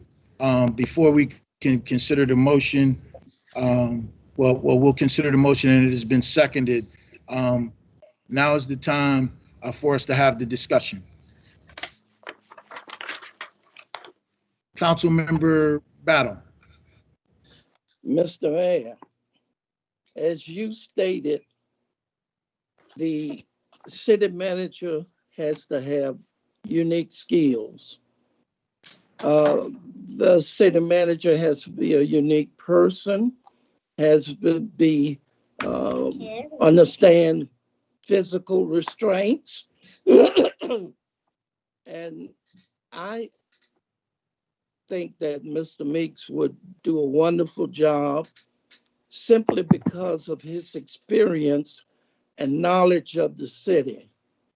Mr. Meeks is a very successful businessman. He understands all of the sectors of our city and the residents. He understands that we have a problem with crime. He understands that we have to develop our youth. He understands that we need reentry programs for those who have lost their way. He understands that we have to look out for our citizens in their waning years. And he has the total community, the whole Portsmouth community in his heart. And he has been chosen to represent these citizens of our city as a city council member. And no one brings the experience or the know-how that he's going to bring to this job. Anybody we bring in has to be trained, has to be indoctrinated. But we can get up and start running with Mr. Meeks. Because Thank you. Okay. Thank you. Thank you, Councilmember Battle. Are there any other questions or comments? Dr. Whitaker. Yes, I'm going to be voting against this because of the fact that I've been receiving several emails, as council has, telephone calls. However, I didn't need that to help shape where I stand. I'm not in agreement with bringing Mr. Meeks on as the city council. Doesn't meet the criteria that has been outlined. And so I will be voting against his appointment. Councilwoman Lisa Lucas-Burke. Thank you, Mayor. I too will be voting strongly against Mr. Meeks to serve in the capacity as our city manager. We have received 74 or plus more applicants. I don't even know if his name was on the list. I mean, I just read out a list of guidelines that our HR Gov has given us, our Gov HR has given us to follow through with this process. I mean, how do we pick someone like Mr. Meeks? I haven't seen his application. I don't know his credentials. They haven't been verified by anyone. We had a search firm that went out and looked at applicants who took the time to apply, that followed our process, that followed an HR process that has been legalized. We have spent $22,000 of taxpayers' money to use this search firm to do this, to back them, to not back what they have done would be irresponsible. I believe that we can do better than that in a day and time across our nation where we're facing critical issues that impact our everyday lives. Our citizens are looking to us to make the smart decisions and solutions that will give them hope for tomorrow. Mr. Meeks was in the last mayoral race. The citizens overwhelmingly showed that they didn't want him to serve as our mayor. That same vote should go towards them saying that they do not want him to serve as our city manager. He was a council member before. He did not choose to complete that term. I have some question about some members on this council recusing themselves because I don't even know if they are employed by Mr. Meeks. I know that Mr. Meeks has a towing contract with the city of Portsmouth. There's conflicts all over the place, and this is not a candidate that we should be supporting as smart council persons who have been elected to serve our city in this capacity. I would urge you to vote no to Mr. Meeks for city manager. Thank you, Councilwoman Lisa Lucas Burke. And Mr. Battle, if you would hold, please, I'm going to give Councilmember Woodard an opportunity to make a statement, sir, and we'll come back to you. Based off of the application process, I thought those criteria was from last council. I didn't think that they applied to this council. That's just been formulated since Monday. Also, from all the 74 emails that we received, I had no idea that he would not apply if we get all these people to inquire about him. So to in my expertise, I think he's a great choice to run this city, and that's why I made the motion. Are there any other council members who would like to make a statement? Councilmember Moody. You're muted, sir. Let me clear up that fact I was muted. I do not work for Danny Meeks, the company that Danny owned that I did work for. He sold that company. I believe it was effective July the 1st. So I'm not employed by Danny. I've seen the emails going around saying otherwise, but that's not the case. I work for a company called WB Waste Solutions. Mr. Battle. Councilmember Battle. You have the floor, sir. You're muted, sir. Let me say that I understand that we have had geniuses and rocket scientists for the last 50 years in our city. And I understand that's why we have graduated to the point we are in now. We have one of the highest crime rates. We're in poverty all over the place. Our youth are misguided. We don't have services for them. Our seniors are burdened with taxes. The deals that are made with the city are always out, meaning the best results go to the people we're dealing with. But I know what Mr. Meeks can do in business, and he'll represent this city just fine. And as far as the $22 million, $1,000 that we spent, I voted against it because it's childish and a waste of money. And no one of those 74 people have the experience and the know-how and the abilities that Mr. Meeks has. And he's a high school graduate. He went to Craddock and Manor High School. He has a diversity with people. And I know he'll do a wonderful job. And I'm just asking you, as citizens, to give him an opportunity. Thank you, Mr. Battle. Because I am not going to bring you anything that doesn't understand that the greatest resource that we have to concern ourselves with in this city are the citizens. Thank you, Mr. Battle. Thank you. Are there any other questions? Are there any other comments before we call for a vote? Are there any other comments from my colleagues in council? Well, hearing none, as mayor and leader of this city, as someone who has devoted my life to service in the city of Portsmouth, I am going to take a mayoral privilege and let you know unequivocally that this would be the worst situation for the city of Portsmouth. Not one of my colleagues have articulated why this individual would be qualified. He did not submit an application. He does not meet the minimum educational standards in the least.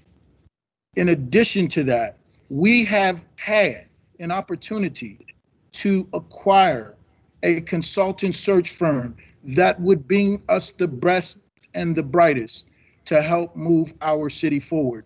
You have all witnessed tonight a presentation by our credit rating agencies. This is not about personal vendettas, and this is not about personal politics. This is about the executive officer, the chief executive officer of the city of Portsmouth, and I will not stand by and let that be made a mockery of. As members of the Portsmouth City Council, we are elected to serve the best interests of all the citizens of Portsmouth.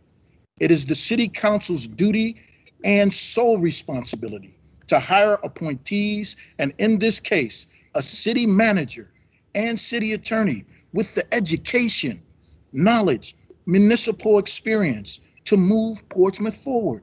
The citizens of Portsmouth will hold us all accountable for the decisions we make collectively and individually.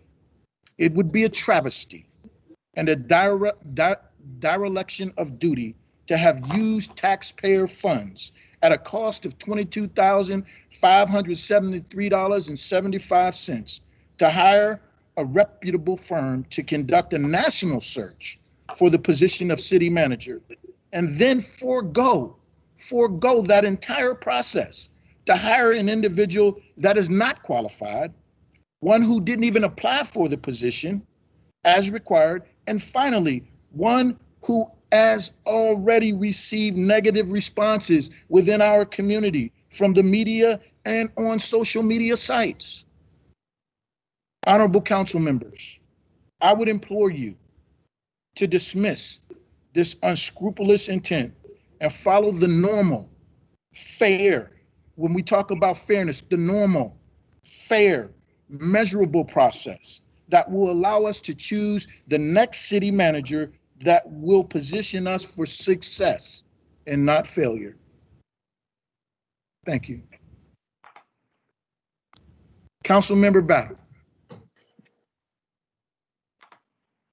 You're muted, sir. Mr. Mayor, we don't have normal problems. We have very stringent problems that we have to address.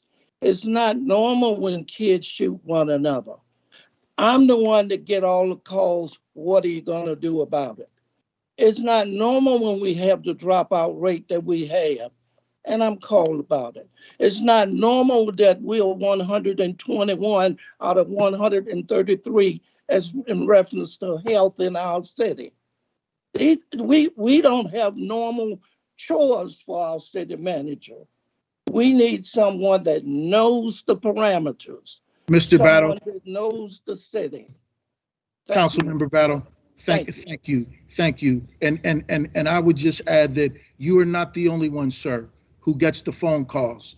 I made a phone call to a mother who lost her 7-year-old child.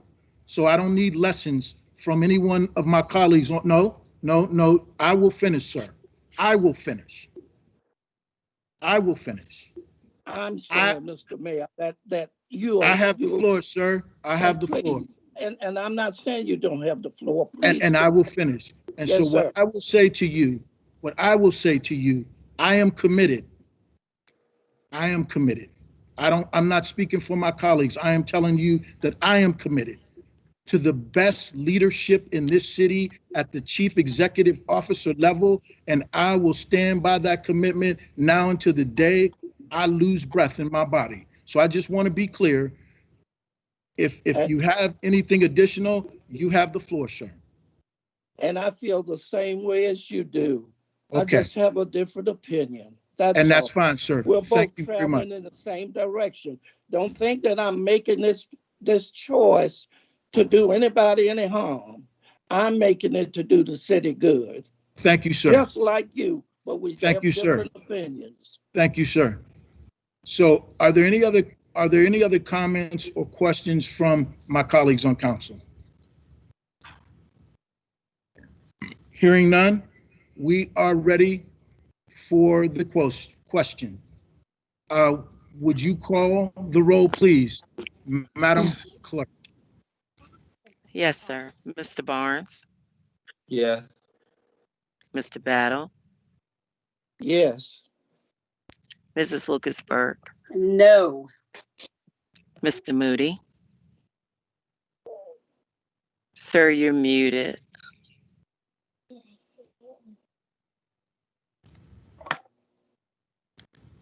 Councilman Moody?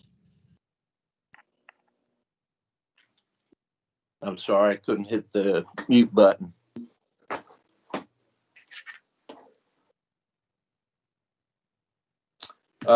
Yes.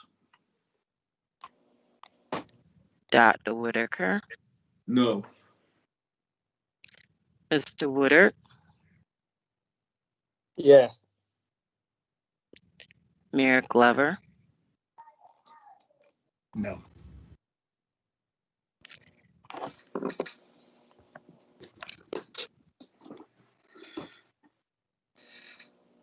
council members, this item has been approved 4-3.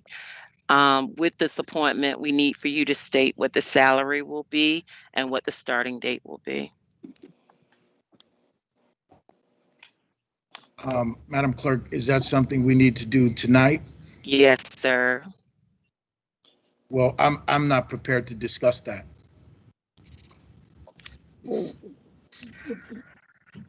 Um, um, And I would ask that we call for a special meeting to have a discussion regarding any salary amounts for this particular individual. That is not something that any of us have done any homework on, and we need to prepare because we still represent the citizens of the city of Portsmouth. And I will not approve to spend a dime of the citizens' money without us understanding what we're getting into. well, Yes, Mr. Mayor, Council Mr. Member Mayor, Battle. Mr. Mayor, it's no big deal about the salary because I'm sure he's not destitute. And I agree with you. We can sit down and talk about the salary. I'm sure he's not worried about a salary. Thank you, Council Member Battle. Yes, sir. Is there a start date? Immediately. We need a city manager immediately, up and running and moving. Councilman Battle, if you're speaking of him starting immediately, we have to have a salary to go with that immediately. You can't have him start immediately and not have established a salary. Well, maybe we need to establish a salary. Well, maybe since you wish to do that, so maybe that's a discussion that the majority that made the decision needs to have, because as I indicated, I do not know where to start, and I cannot responsibly represent the interests of our citizens by making that decision without further discussion. Well, Miss White, why don't we just start him at the minimum and vote on that? Object. What? Okay, council members, if I If he can don't just fit the criteria, the minimum should work. council members, if I can, Order to the meeting, please. We're not just speaking out of turn here. This is not a free-for-all, sir. There are rules and order, and we will follow the rules and order. So when you wish to speak, if you would raise your hand, and then I will recognize you, and you will have the floor. But this is not going to become a free-for-all. So who would like to speak at this time? Mayor, if I could, if you don't mind. Madam Clerk. Yes, sir. Members of council, in your box, there was a motion for closed session to discuss prospective candidates for appointments to positions of city manager and city attorney. It sounds like this would be an opportune time for you all to go into closed session to have this conversation, and then you can come out and provide that information to the public.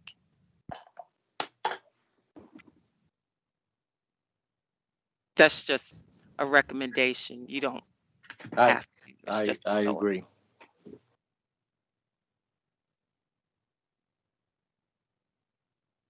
Would you like for me to read the whole motion to go into close, or is that something you want to do?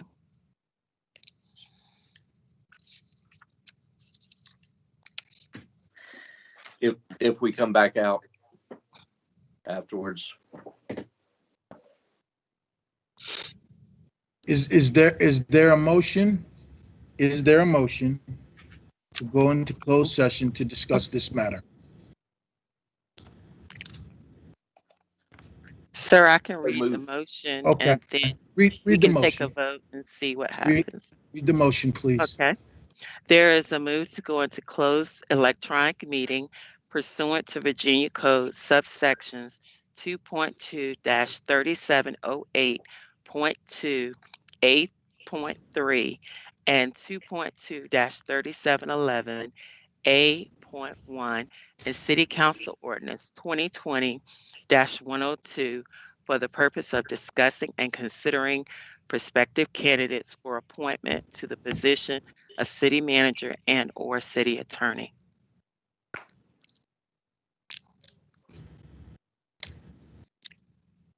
Second. We need someone to say motion. Motion. Thank Motion. you. Okay. Mayor, we have a motion and a second. I move that we go into closed session. Okay, we have a motion and a second. Okay, Can so call the roll. Yes, sir. Mr. Barnes, Yes. Mr. Yes. Battle, Yes. Mrs. Lucasberg, No. Mr. Moody, Yes. Dr. Whitaker, No. Mr. Woodard, Yes. Mayor Glover. No. 5-4-3 vote, you are in closed session. Can we take a brief recess?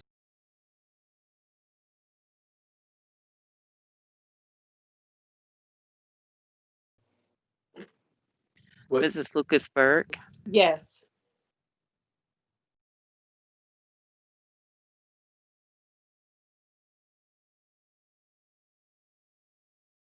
Yeah, let me just make sure I'm clear what we vote.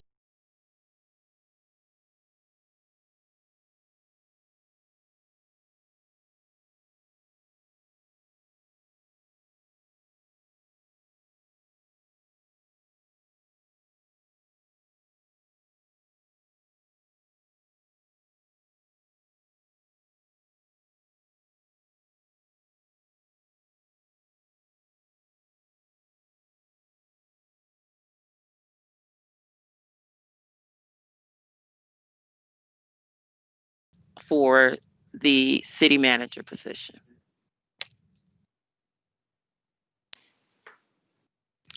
And Mr. Barnes, you said yes. Yes. Mr. Battle, Yes. Mrs. Lucasberg, Yes to the revote. yes. Mr. Moody, Yes. Dr. Whitaker, Yes. Mr. Woodard, Yes. Mayor Glover. Yes. Okay. That was approved 7-0. Colleagues, I need a motion and a second to vote on the position of city manager for the candidate that was proposed. Do I have a motion and a second?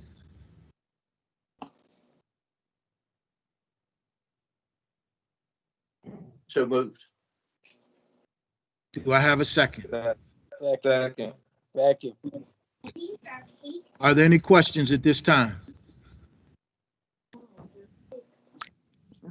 Madam Clerk, would you call the roll? Yes, sir. This Mr. is, Barnes. can we remind everyone, this is to vote for the candidate that was proposed for city manager? Yes, sir. There was a proposal for Mr. Danny Meeks for city manager. And a yes vote means yes, a no vote means no. Okay. Mr. Barnes, No. so that's a no for Mr. Meeks. Yes. Okay. Mr. Battle, No. Mrs. Lucasberg, No. Mr. Moody, No. Dr. Whitaker, No. Mr. Woodard, No. Mayor Glover. No. At this time, that vote is 7-0 for no for the recommendation of Mr. Danny Meeks. Madam Clerk, Yes, sir. we have come to item 21-26, report on pending items. Mayor, Mr. Mayor. just before we go there, I just want to make sure that we are still on schedule to have the consultant come on January 25th to bring forward the applicants for consideration of interviews. It's my understanding from Mr. Moody's request that Mr. Meeks be included with those. I guess he would need to submit an application. And they would come and discuss all of those applicants with you on the 25th. It is my understanding too that we will proceed with the process outlined. Correct. Okay.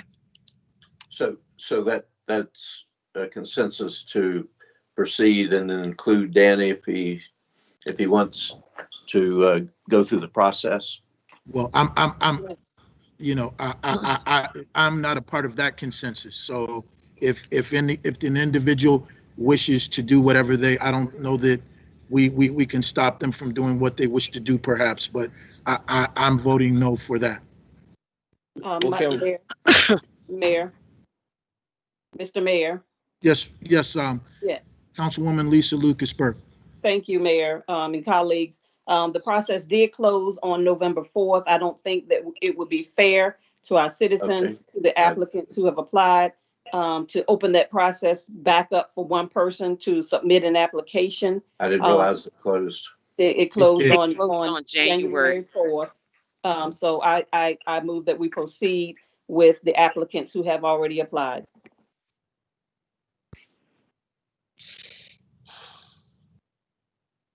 Do we have a consensus vote to proceed with the applicants that already applied?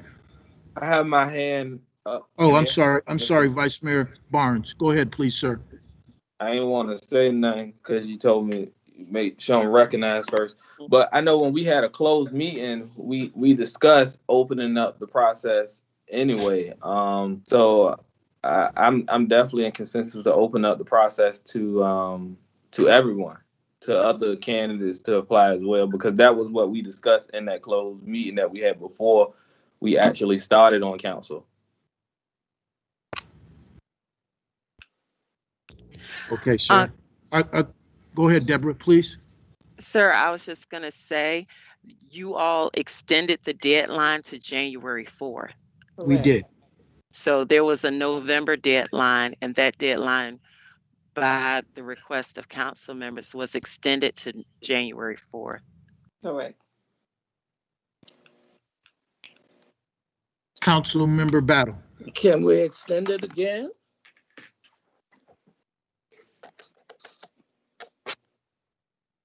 You know, we've already, if I may, the answer to the question, we've already extended the deadline. We have a process in place, and I agree with Councilwoman Lisa Lucasberg. We have over 75 qualified candidates who took their time to submit within the parameters of what we were asking for.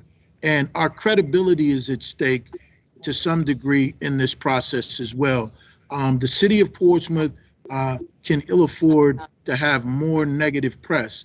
And I would suggest that having us to continue to move this down the road when there was a clear deadline stated just kind of mocks the whole process. But if at the end of the day, that is the pleasure of the majority, then the majority rules. Vice Mayor Barnes. Is there a motion on the floor? No. There is not a motion on the floor at this time. I would like to make a motion to extend the deadline. I second. We have a motion to extend the deadline that has been proposed and seconded. Is there any discussion? Mr. Mayor. Yes, Dr. Whitaker. Yeah, I just want to point out to you that I've always been against this whole process that was initiated by the previous council as far as their handprint being on something that this council should have initiated. The previous council should have never initiated this process. They should have left it up to the new council to begin the whole search. Let those persons see who will be the new council and then apply. That has always been my position. Even before this issue of Mr. Meeks came up and trying to extend the deadline, I thought it should have always been this council that should have initiated the city manager search without the perspective of the previous council. And so my extension is not for Mr. Meeks to apply, but it's so that persons who see who this new council is and has some confidence in working with us as a city manager will apply. Well, thank you, Dr. Whitaker. And I do recall when we did extend the deadline, there were an additional, if my mind serves me correct, after you all had indicated and after I met with each of you as incoming new council members, we did extend the deadline and we had 22 additional in addition to the 74. After because, the election. Yes, we had 22 additional to apply. Okay. So we did in fact increase that number of qualified candidates for us to consider. So as I said, yes. I was honoring your request and I was in full support of this council making that decision. Okay.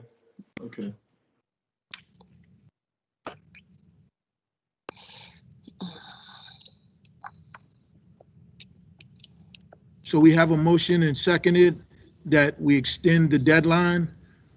Is there any other discussion from my colleagues? Yes, Mayor. How long? I mean, is there a deadline date? I mean, we're extending indefinitely. I mean, is there a deadline date? Well, I can amend that motion and do a date and suggest February the 12th. Well, I unfortunately, we have already created a timeline, and in the interest of us moving the process forward, it would be my recommendation that we stay with the timeline. Certainly, we could do whatever the pleasure of the majority is. Councilmember Babbitt. You're muted, sir. Is there a timeline that we have to open it up to a certain amount of time, or if we do open it up, is there a guideline for that we have to have it open a certain amount of time, or can we just open it for a week or two? Council members, if I could, Mayor, if you don't mind. Please, Madam Clerk, if you would hold, sir. Please. Councilmember Woodard, we'll get to you, sir. If you would hold, please. Council members, it's just a matter of a phone call to the consultants to let them know to continue taking applications. It's not really about the open and close. They just closed it on the 4th. If it's council's wish to continue taking applications, I just need to know what to tell them is the cutoff point, because there needs to be a cutoff point. So that's really all I need if it's your wish to extend the deadline. Shall we do it for 2 weeks?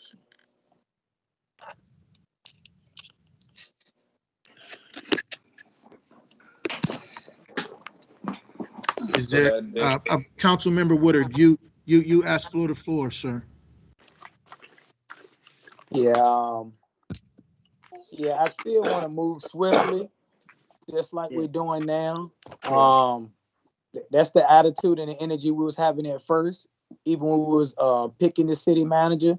So I know Vice Mayor Barnes did say February the 12th, but I think right now that we need a city manager and we need to move swiftly with the applicants that we do have, or if we're opening it up. So I don't think we need 3 weeks on it. Like you say, if it's going to be 1 week or 2 weeks, let's go ahead and see what we got on the table and move forward. You're muted, Vice Mayor. You're muted, sir. I have no problems with 2 weeks, which is the 26th. Well, I have a recommendation. Perhaps we in keeping with our current timeline, if this is agreeable, perhaps we move it, give a week's more time to the 20th. Today is the 12th. That is 8 days, which is ample time for someone to submit an application if they're interested in the position. So with the agreement of council, I ask for a motion to move it to the 20th and a second. So moved. Second. Madam Mayor, Clerk, we have a motion and a second on the floor to extend the deadline. I just need the date that you want to extend it to. January 20th.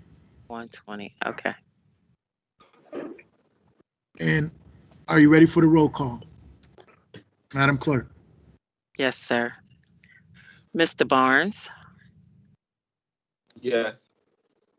Mr. Battle, Yes.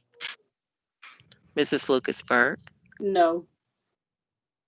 Mr. Moody, Yes.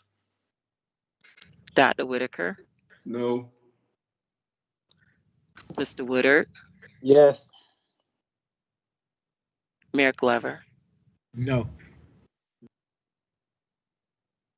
This item, excuse me, passes 4-3 for an extended deadline to January the 20th.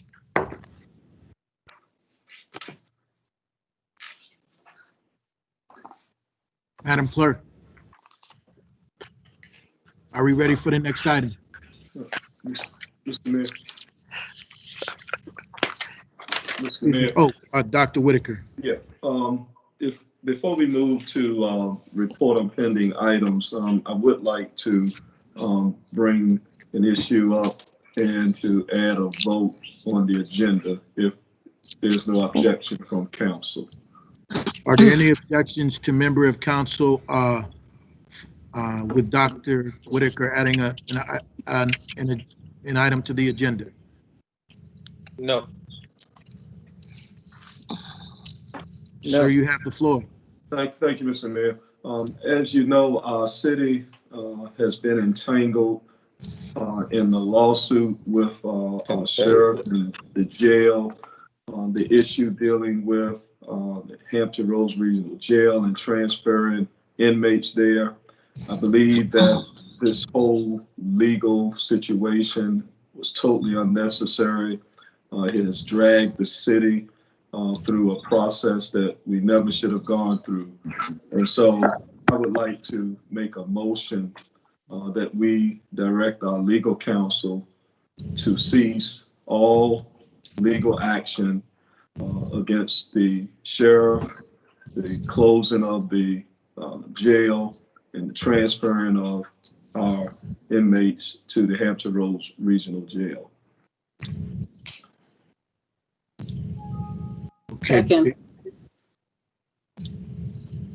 We have a motion and a second.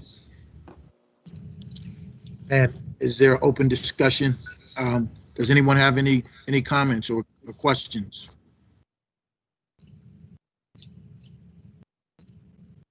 And Mr. Mayor, Oh, go, Dr. Whitaker. I would like to just add that I think that our sheriff, Sheriff Michael Moore, has served the city well.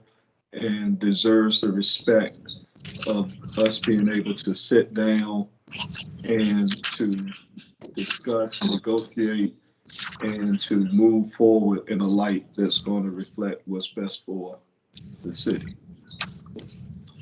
Thank you, Dr. Whitaker. And so did we have any other questions or concerns? I would like to add to that comment, if I would take mayoral privilege, that I believe our sheriff, Michael Moore, has served our city, and his staff have served our city with distinction. And we all need to work together to find the best solution to moving our jail off of the waterfront, and do that in a way that we work collaboratively together to bring the desired result and move Portsmouth forward. That's just one part of that bold new direction. So we'll continue to look at how we can improve our relationships and get things done for the benefit of all the citizens of our city. With that said, Madam Clerk, Concur. can we call for the roll? Yes, sir. Mr. Barnes, Yes. Mr. Battle, Yes. Mrs. Lucasberg, Yes. Mr. Moody, Yes. Dr. Whitaker, Yes. Mr. Woodard, Yes. Mayor Glover. Yes.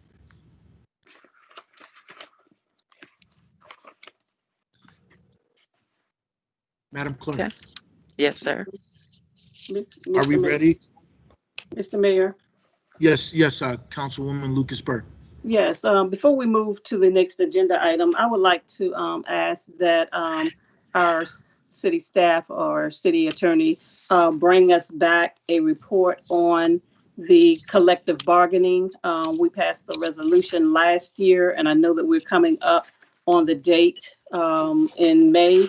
There was a collective bargaining committee that was set forth, and I would like to get an update at one of our future meetings on that resolution so that we know where we are headed for the May 2021 vote on collective bargaining. I'll be happy to do that, Councilwoman Burke. Okay, thank you, sir. You're welcome. Thank you, City Attorney. And if I would, Councilman Moody, you have the floor, sir. Thank you, Mayor. And this is under items submitted by council members. I think we've all noticed our above ground water towers that have Portsmouth logo on them. They look deplorable. They're embarrassing. They need painting. Some of them are getting some type of mold or algae on the outside of the tanks. We need to address that. And also, it's come to my attention from the developer at Holly Point that we're keeping the those reservoirs half full, which may be leading to some of the mold problems. And that's affecting, so I'm told that's affecting the water pressure. The way the water pressure is tabulated, and in effect, it's lowering the water pressure. And in the case of Holly Cove, it's going to cost them as much as $100,000 because the water pressure is lower at that point than it would be if the tanks were full, like they're designed to be. So I would like for us to have the city manager to come back with a full report. I want to know how our regulation is comparable to Chesapeake, to Suffolk, all the cities around us. I'm being told by other developers that the way we tabulate and calculate the water pressure is out of line with other cities. And it's called the has caused the Holly Point project to be delayed, getting it on the tax rolls. So if everybody is in agreement, I would like to see that report back from staff. Thank you, Councilman Moody. And Mr. Pace, can you address that with Councilman Moody, please? Yes, Councilman Moody, I have all the information that you requested. We will work with the internal team to bring back a report that we can send as a report back, and then if we need to discuss it during a upcoming meeting, we can do that as well. And the report is two pieces there. One is the water pressure, and the other is the appearance of the above ground reservoirs. Got it. Okay. Thank you. Thank you both. Well, Councilman Woodard, sir, you have the floor. Thank you, Mayor. I was contacted by the African, I don't know if it was the African American Museum. I know it was on Elm Street. They said they Colored talked Museum, to. sir? I'm sorry? The Colored Museum? Yes. Yes, They sir. said they spoke with the previous council about moving it to the Sports Hall of Fame. And I didn't know if this was something I could get on the agenda for next week, for next meeting or whatnot, but they said they were promised that. Okay. Mr. Pace, can you speak to that, please? yes, Mayor, Vice Mayor, members of City Council, this situation with regard to the African American Historical Society being given a space at the 206 building, which is the old Sports Hall of Fame, that was a discussion that council had at a previous council, retreat.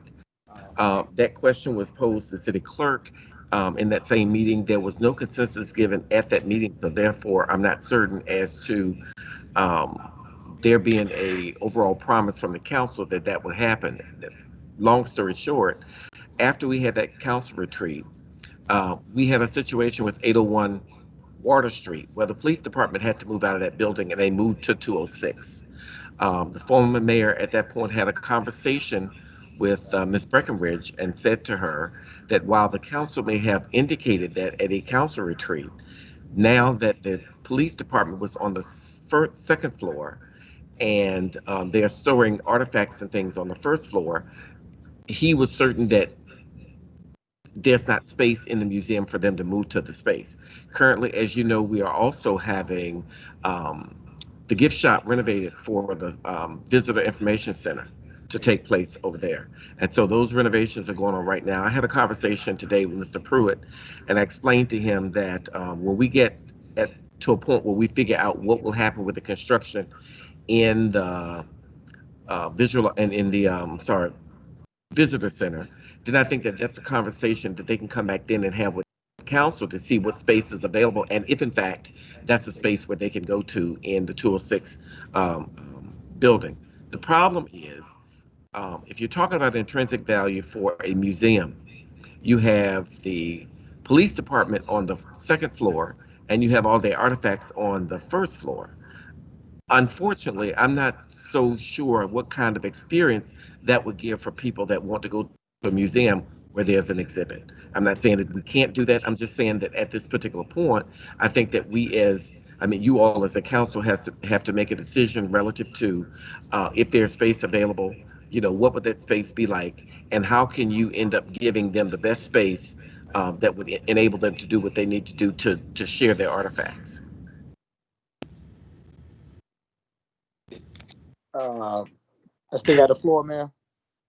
You still have the floor, sir. It's all right. Mr. Pace, is that something that you would keep them updated with, or is something that they have to check back in to see if there been any changes? Councilman Woodard, like I said, I did have a conversation today with Mr. Pruitt, and I informed Mr. Pruitt that I would give him an update as to where we are with regard to the construction. We already arranged for them to have a site visit at the location. They've already had that. And so once this construction is done, of course, we want it to be safe and we don't want anybody to end getting hurt by doing a site visit at this time. Exactly. So after we finish the construction, I can get back with Mr. Pruitt and the African American Historical Society and let them visit the location to see if in fact there's some space that can be used for them based upon what council determines. Thank you, sir. Are there any other questions? Dr. Whitaker, sir, you have the floor. Yes, Mr. Mayor. There were two more items that I wanted to get permission from council to possibly have a vote on to add to the agenda. Yes, sir. If you would go forth with the items, then we'll ask for consensus. Yeah, the first item deals with the issue about removing section 3.11. We discussed it, the non-interference language from the city charter, and wanted to see, we received a letter from interim city attorney Stromberg in regards to the procedure, and wanted to know about putting forth a vote tonight to move forward with the necessary public hearing so that we can go on and get on record that we had a public hearing, so that when it's time to present the package, we would have covered that. And I want to hear from Attorney Stromberg in regards to that process so that we can make the appropriate motion. Thank you, Dr. Whitaker. I would recommend we do not do it tonight. There are some provisions that say that if you don't complete the whole process, that you have to start over again. And I'm afraid if we start this process before this present session, not the session we're going to be in front of, but this present session, it might not be valid. What I would recommend is let this session end. We have to work with Sherry Neal, our lobbyist. But I would have to look into it a little bit more, Dr. Whitaker, but I think we're taking a risk by doing that tonight. I think we probably should do it right after the legislative session ends in the state and do it at that time, because as I just mentioned, there is a risk that if we did that now, it wouldn't be considered valid. And I can check further into that, but I think it's taking too big of a risk tonight to do that. Let me do the research, be happy to come back at the next meeting even, and if we feel like if we feel like we can go ahead with the procedure without risking having to do it all over again before the next session, then I'll advise that. But I would say let's just postpone that and not deal with it tonight, because it could be all for naught. And but you know, you guys have everything in front of you. You guys just have to decide on the language eventually. But I would recommend we do that right after this legislative session that is about to start. Well, can you let us know at our next meeting what that timeline is that a public hearing has to take place? Because it was the council postponed it, I believe, in October. I think that's what you mentioned to us last time, that it was presented, but it was too late. Yes, sir. Okay, so council didn't act on it after the October date to get it ready for this January date. But we wouldn't have been, I'm sorry. I was going to say we wouldn't have been council could have acted to have it ready for this session, but it didn't. So we need to know what is the exact timeline, because there may even be another session. There may be a special session that comes up where we can present this. Okay. And so I'll be happy. We need to know that timeline. Okay, absolutely. And since we have you here, Mr. Umber, Mr. Mayor, I did have another issue that I wanted to bring up that carries over from our last discussion, and that deals. Is this adding an agenda item, sir? Yes. Okay. So to your point, if you would please, if I could get a consensus to add this agenda item so that we can proceed, just show your hands and we'll proceed. Okay, sir, you have the floor. Thank you, Mr. Mayor. This deals with the legal services contract that we discussed in regards to legal representation that was retained for Mr. Rowe. And I have a question. Mr. Attorney Stromberg sent us the memo explaining his position. And the question becomes, we're using city funds to represent a private citizen. And I want to make sure before we act on that, what prompted you, Mr. Stromberg, to provide legal representation for Mr. Rowe? Okay. Let me just say one thing before. I don't know if you want this in open session. You know, my relationship. Okay, I just want to. I'm obligated to tell you that. You know, my relationship with you is confidential. It's an attorney-client relationship with City Council and lots of departments and so forth, and that is being broken to a certain extent right now. I don't mind talking about. I'd rather talk about it in closed session, but I just want you all to realize once we open it up, that confidentiality between me and City Council is pierced and it becomes public, and it could hurt the city, but I'll be happy to respond. I'd rather not talk the very specifics of the case because it could be case strategy and so forth. But what led me, first of all, Mr. Rowe was the mayor when he sought our services. He was sued on the end of October. He received the lawsuit, so he was still mayor at that time. The risk management finance procedure 4.2 directs, as I put in my memo to you and to the rest of City Council, for the city attorney, if any suit is filed against any City Council member, any city official or employee, goes on to any member of any board, commission, or committee established by City Council or the city manager, arising from actions or omissions made in good faith in the performance of official duty under circumstances where that person qualifies as a covered official as provided below, then the city attorney acting on behalf of the city will defend or provide a defense for the covered official at no cost to the covered official. So that's based on that policy, I provided a defense. I could not represent him, and our city attorney's office couldn't represent him because we have an obvious conflict. The policy also allows me to hire outside counsel if there's a conflict of interest, or if we need a specialist in a lot of these cases. Yes, sir. Go ahead. No, I'm saying I was clear on that. Yes, I was clear on what you wrote in your memo. My question was Mr. Rowe served at his home, or was the service to the city? I believe, I'm not positive he was served at home, but that really wouldn't have influenced my decision where he was served. Well, I'm just asking, was he served at home? So I'm not you positive. didn't get notice. You didn't get notice at City Hall that he was being sued. No, I did not. Right.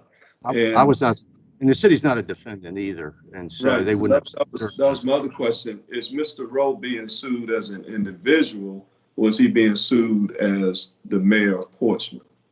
He was being sued in his capacity as mayor of Portsmouth. So he was being sued in his capacity as mayor and not as an individual, but yet there was no service to the City Hall at all. You didn't get any notice through City Hall that went directly to his house? I don't understand your question. You're saying he was sued in his capacity as the mayor, but yes, but he was served individually. That's what I'm. Okay. Yeah, I believe it, but you can serve anybody anywhere, wherever they are. You can post service. You can hand it to them when they're, walking down the street. That is irrelevant as to whether, under the policy, as to whether he's afforded coverage or not, as to how or where he was served. And so I just want to make sure I'm clear. So you're telling council that he was sued in his capacity as mayor? Yes. Okay. And also, in addition to that, you concluded he was acting in good faith. Yes, and yes, I did. I mean, sometimes you don't know when you get a lawsuit, and you have to answer within 21 days. You don't have a lot of time to deal with it. If some evidence came out that it wasn't in good faith, there's always, we could always write a letter of reservation, I suppose. We've basically become, Dr. Whitaker, like a third-party payer in this issue, because you could almost view us as an insurance company, basically, right now. He's represented by Mr. Wanger, and they have an attorney-client relationship. I'm not part of that because I hired Mr. Wanger to represent him, or the city hired Mr. Wanger to represent him. But and so. Well, let me ask you. So, because you opened up by talking about an attorney-client privilege. So, when Mr. Rowe comes out and is making public statements about what occurred in a closed meeting and speaking about the city attorney's performance, that's not a violation of attorney-client privilege?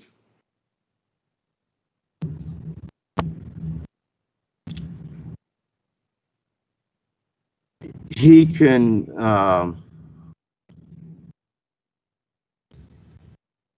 he has the privilege, so he could waive it.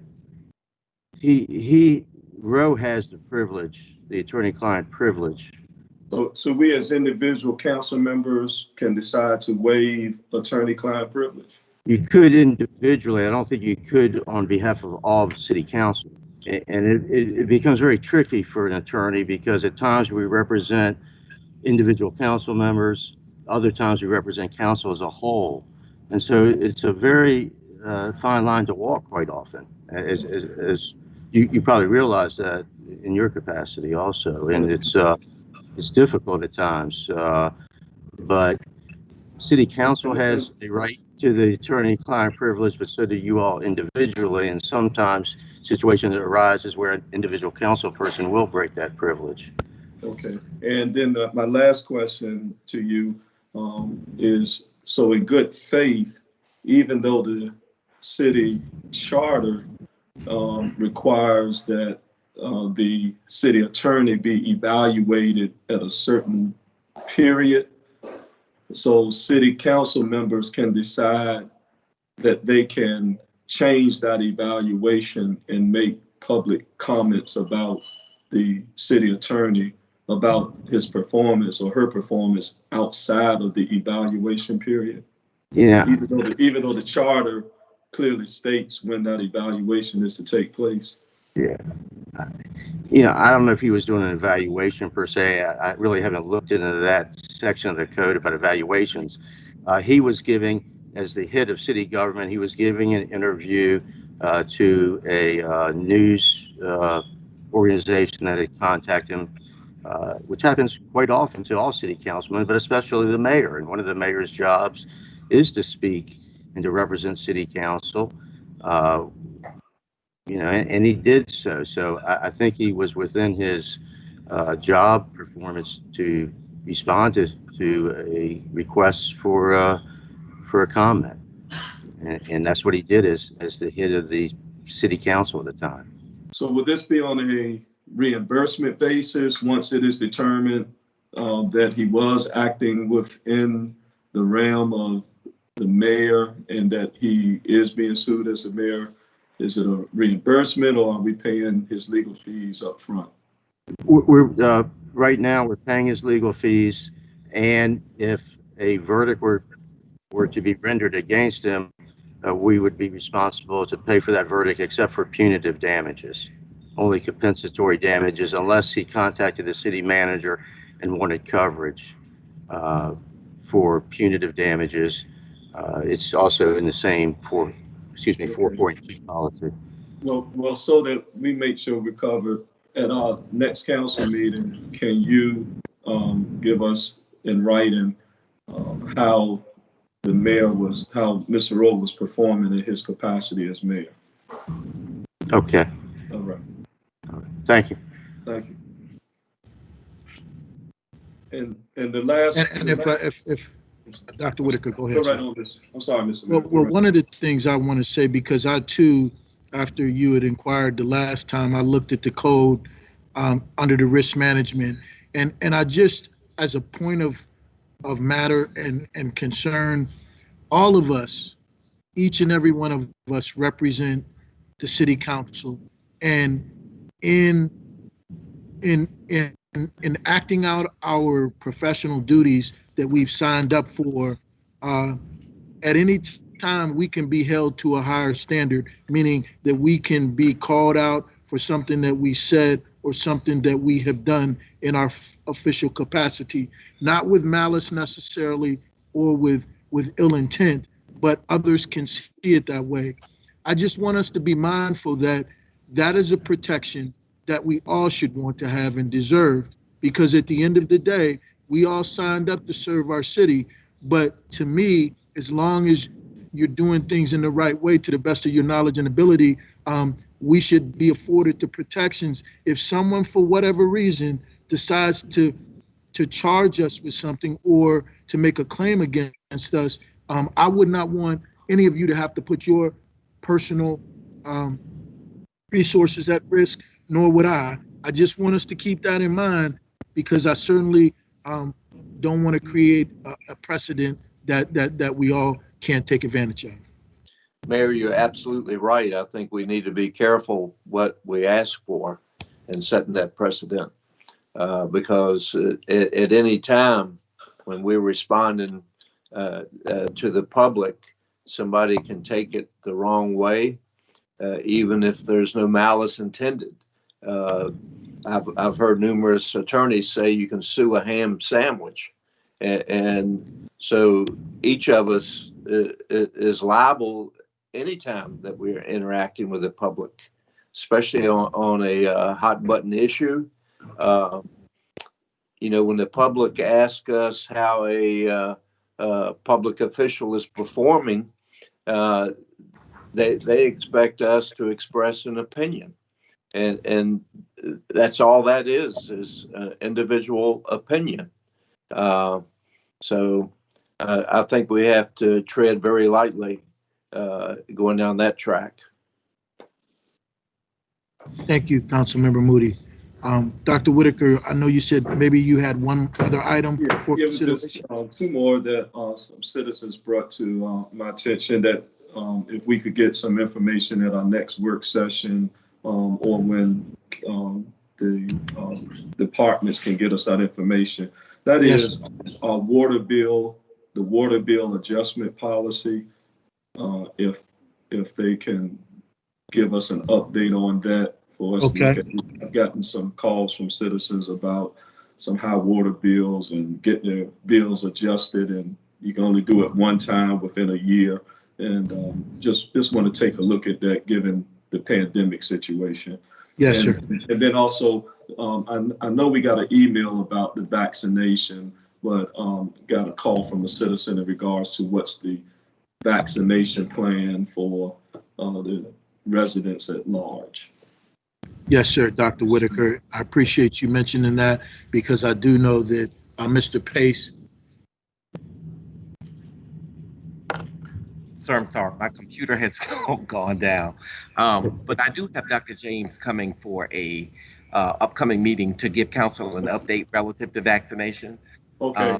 And she considered to do so. So that will be, I can check and let you know which meeting it is. But okay. Okay.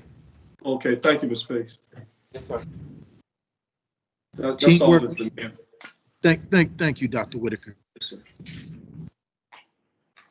Madam Clerk, I think we're ready to move to the next item, report on pending items.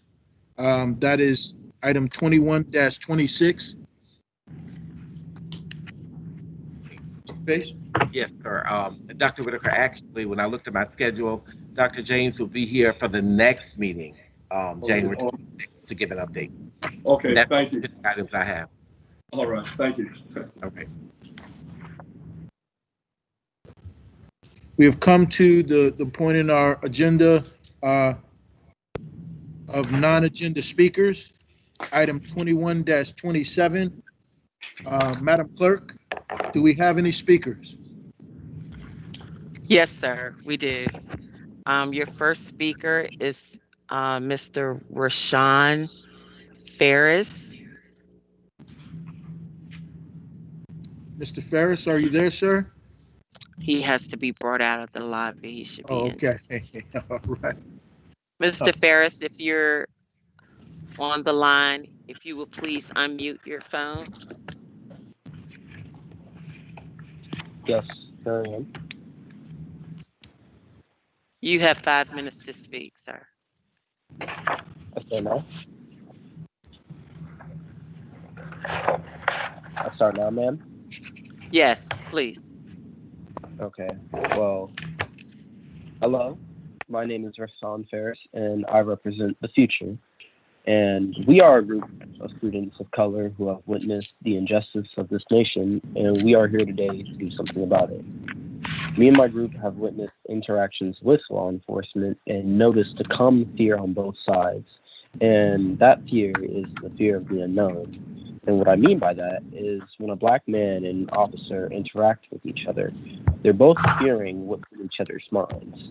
When a black man gets approached by law enforcement, he is thinking in his head, will I be able to get back home today? He is thinking, will today be the last day he'll be able to lie in the sun? He is thinking, will he fall victim to the injustice like other people in his culture did? The officers are thinking, will he pull out a gun on me? Will he put up a struggle? Will this be the last day I lie out in the sun? And we're not trying to paint anyone as the bad guy. It's more so we're showing both sides of the story and what they have in common, and that is the fear of the unknown. And to eliminate this feeling, it is imperative that we create strong relationships built on trust between law enforcement and the people of Portsmouth. A bond formed on trust is crucial to maintain public safety and effective policing. Police officials rely on the cooperation of community members to provide information about crime in their neighborhoods and to work with police to devise solutions to crime and disorder problems. Similarly, community members' willingness to trust the police depends on whether they believe that law enforcement's actions reflect community values and incorporate the principles of procedural justice and legitimacy. And there are many, many things that we can do to achieve this improved relationship. But today we want to present to you our first idea, which is a city-sponsored safety day. And safety days will be a day where police officers go to local schools and explain safety procedures so students can learn the laws that govern their daily lives. The police can engage in conversation with these students in order to get to know one another. Activities such as games and can be implemented to reinforce the ideas that were presented on that day. And this is just one of the many ideas we are working on. And we are committed to the betterment of our community. So we will be back again for the next meeting to express more of our ideas. And we know that if we can set a good example of policing in Portsmouth, other cities may follow. And it starts in Portsmouth and will eventually be the standard for our nation. Thank you. Thank you, sir. Madam Clerk, our next speaker.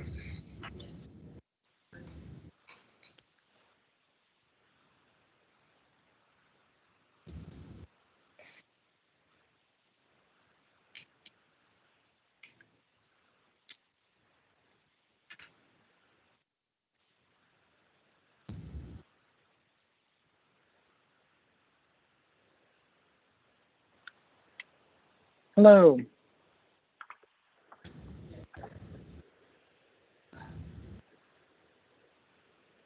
Hello, can you hear me?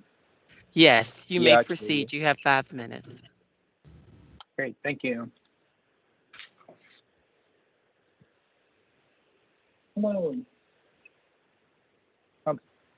Hi, good evening, honorable members of council, and thank you for hanging in there with us at this long meeting. So my name is Max Greenhood. I'm a Portsmouth business owner and active member of the Portsmouth and broader Hampton Roads business community, and someone who's born and raised here in Portsmouth. I've always been a cheerleader and defender of the city and tried to keep my criticism out of public eye as much as possible. But the vote today on whether or not to appoint Danny Meeks as our next city manager, shortcutting our process of finding qualified candidates, was deeply disturbing. I'm first shocked that this would even come up. Cutting our process short, aside from the fact that the money was spent, we need to have the best person in this job.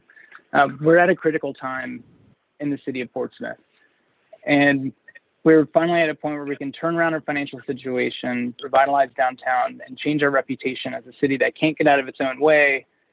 But unfortunately, tonight really was a big step back. And I would just want to point out that, as Mayor Glover and Councilwoman Lucas-Burke stated, Mr. Meeks is wholly unqualified for this position. And I hope that after the extension for accepting applications is completed and we presumably receive Mr. Meeks' application, that a more qualified candidate is selected for city manager. This is, as has been stated, the most important position within our city. We need a competent city manager with experience. Experience in business is great, but we need somebody that has specific experience leading municipal governments, especially one that needs a lot of change. Change management is a difficult thing to do, and it takes somebody who can be a unifying leader and somebody that knows what needs to happen and can make more friends than they make enemies. I don't think Mr. Meeks is the man to fit that role. More importantly, we need a city manager who can inspire confidence in our citizens, in our business community, and all of our employees within City Hall, and notably those responsible for deciding our city's bond rating. I believe that Mr. Meeks' appointment is absolutely going to hurt our bond rating. It's going to result in a lower rating and higher interest expenses for the city. I think everyone on council has pointed out that we don't need to be unnecessarily spending money as a city. This is just one more way where we'd be doing that. And on top of that, insult to injury, the other damage that would be done to City Hall. So this is the most important vote, I think, of all of your political careers. I hope that you consider this carefully and really think about what is best for the long-term future of our city. A lot can happen in a few months, and we need to have the best person step into that role and make sure that we're moving forward the right direction, the right way. And I don't believe that if Mr. Meeks were to be appointed as our city manager, that the citizens of Portsmouth would stand for that. So I would end in hope, a plea that we find the best city manager to move us forward. And I hope that we don't see another council meeting like we had tonight in just a few weeks from now. Thank you. Thank you, sir. Our final speaker is Mr. Godalda Gietrowski.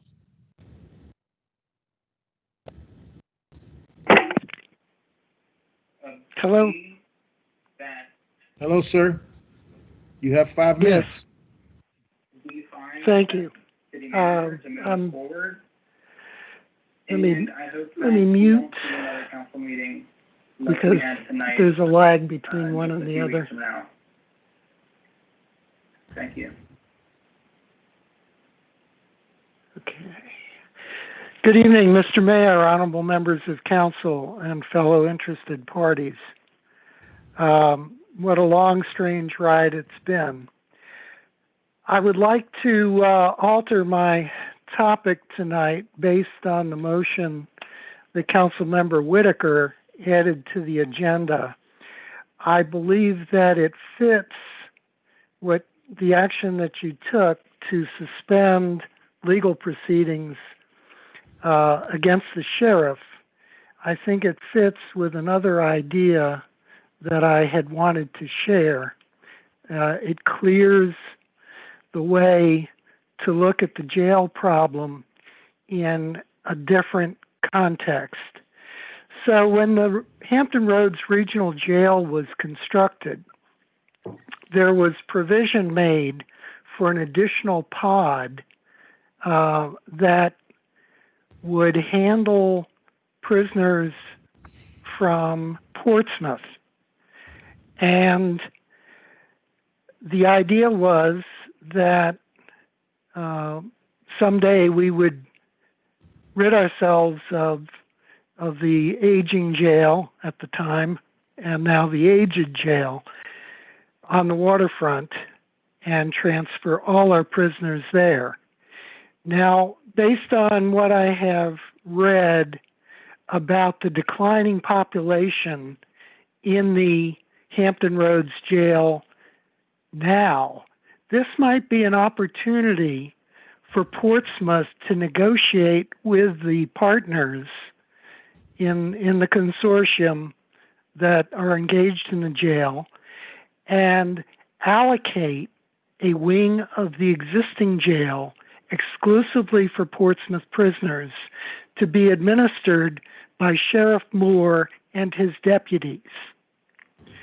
That gets us out of this building.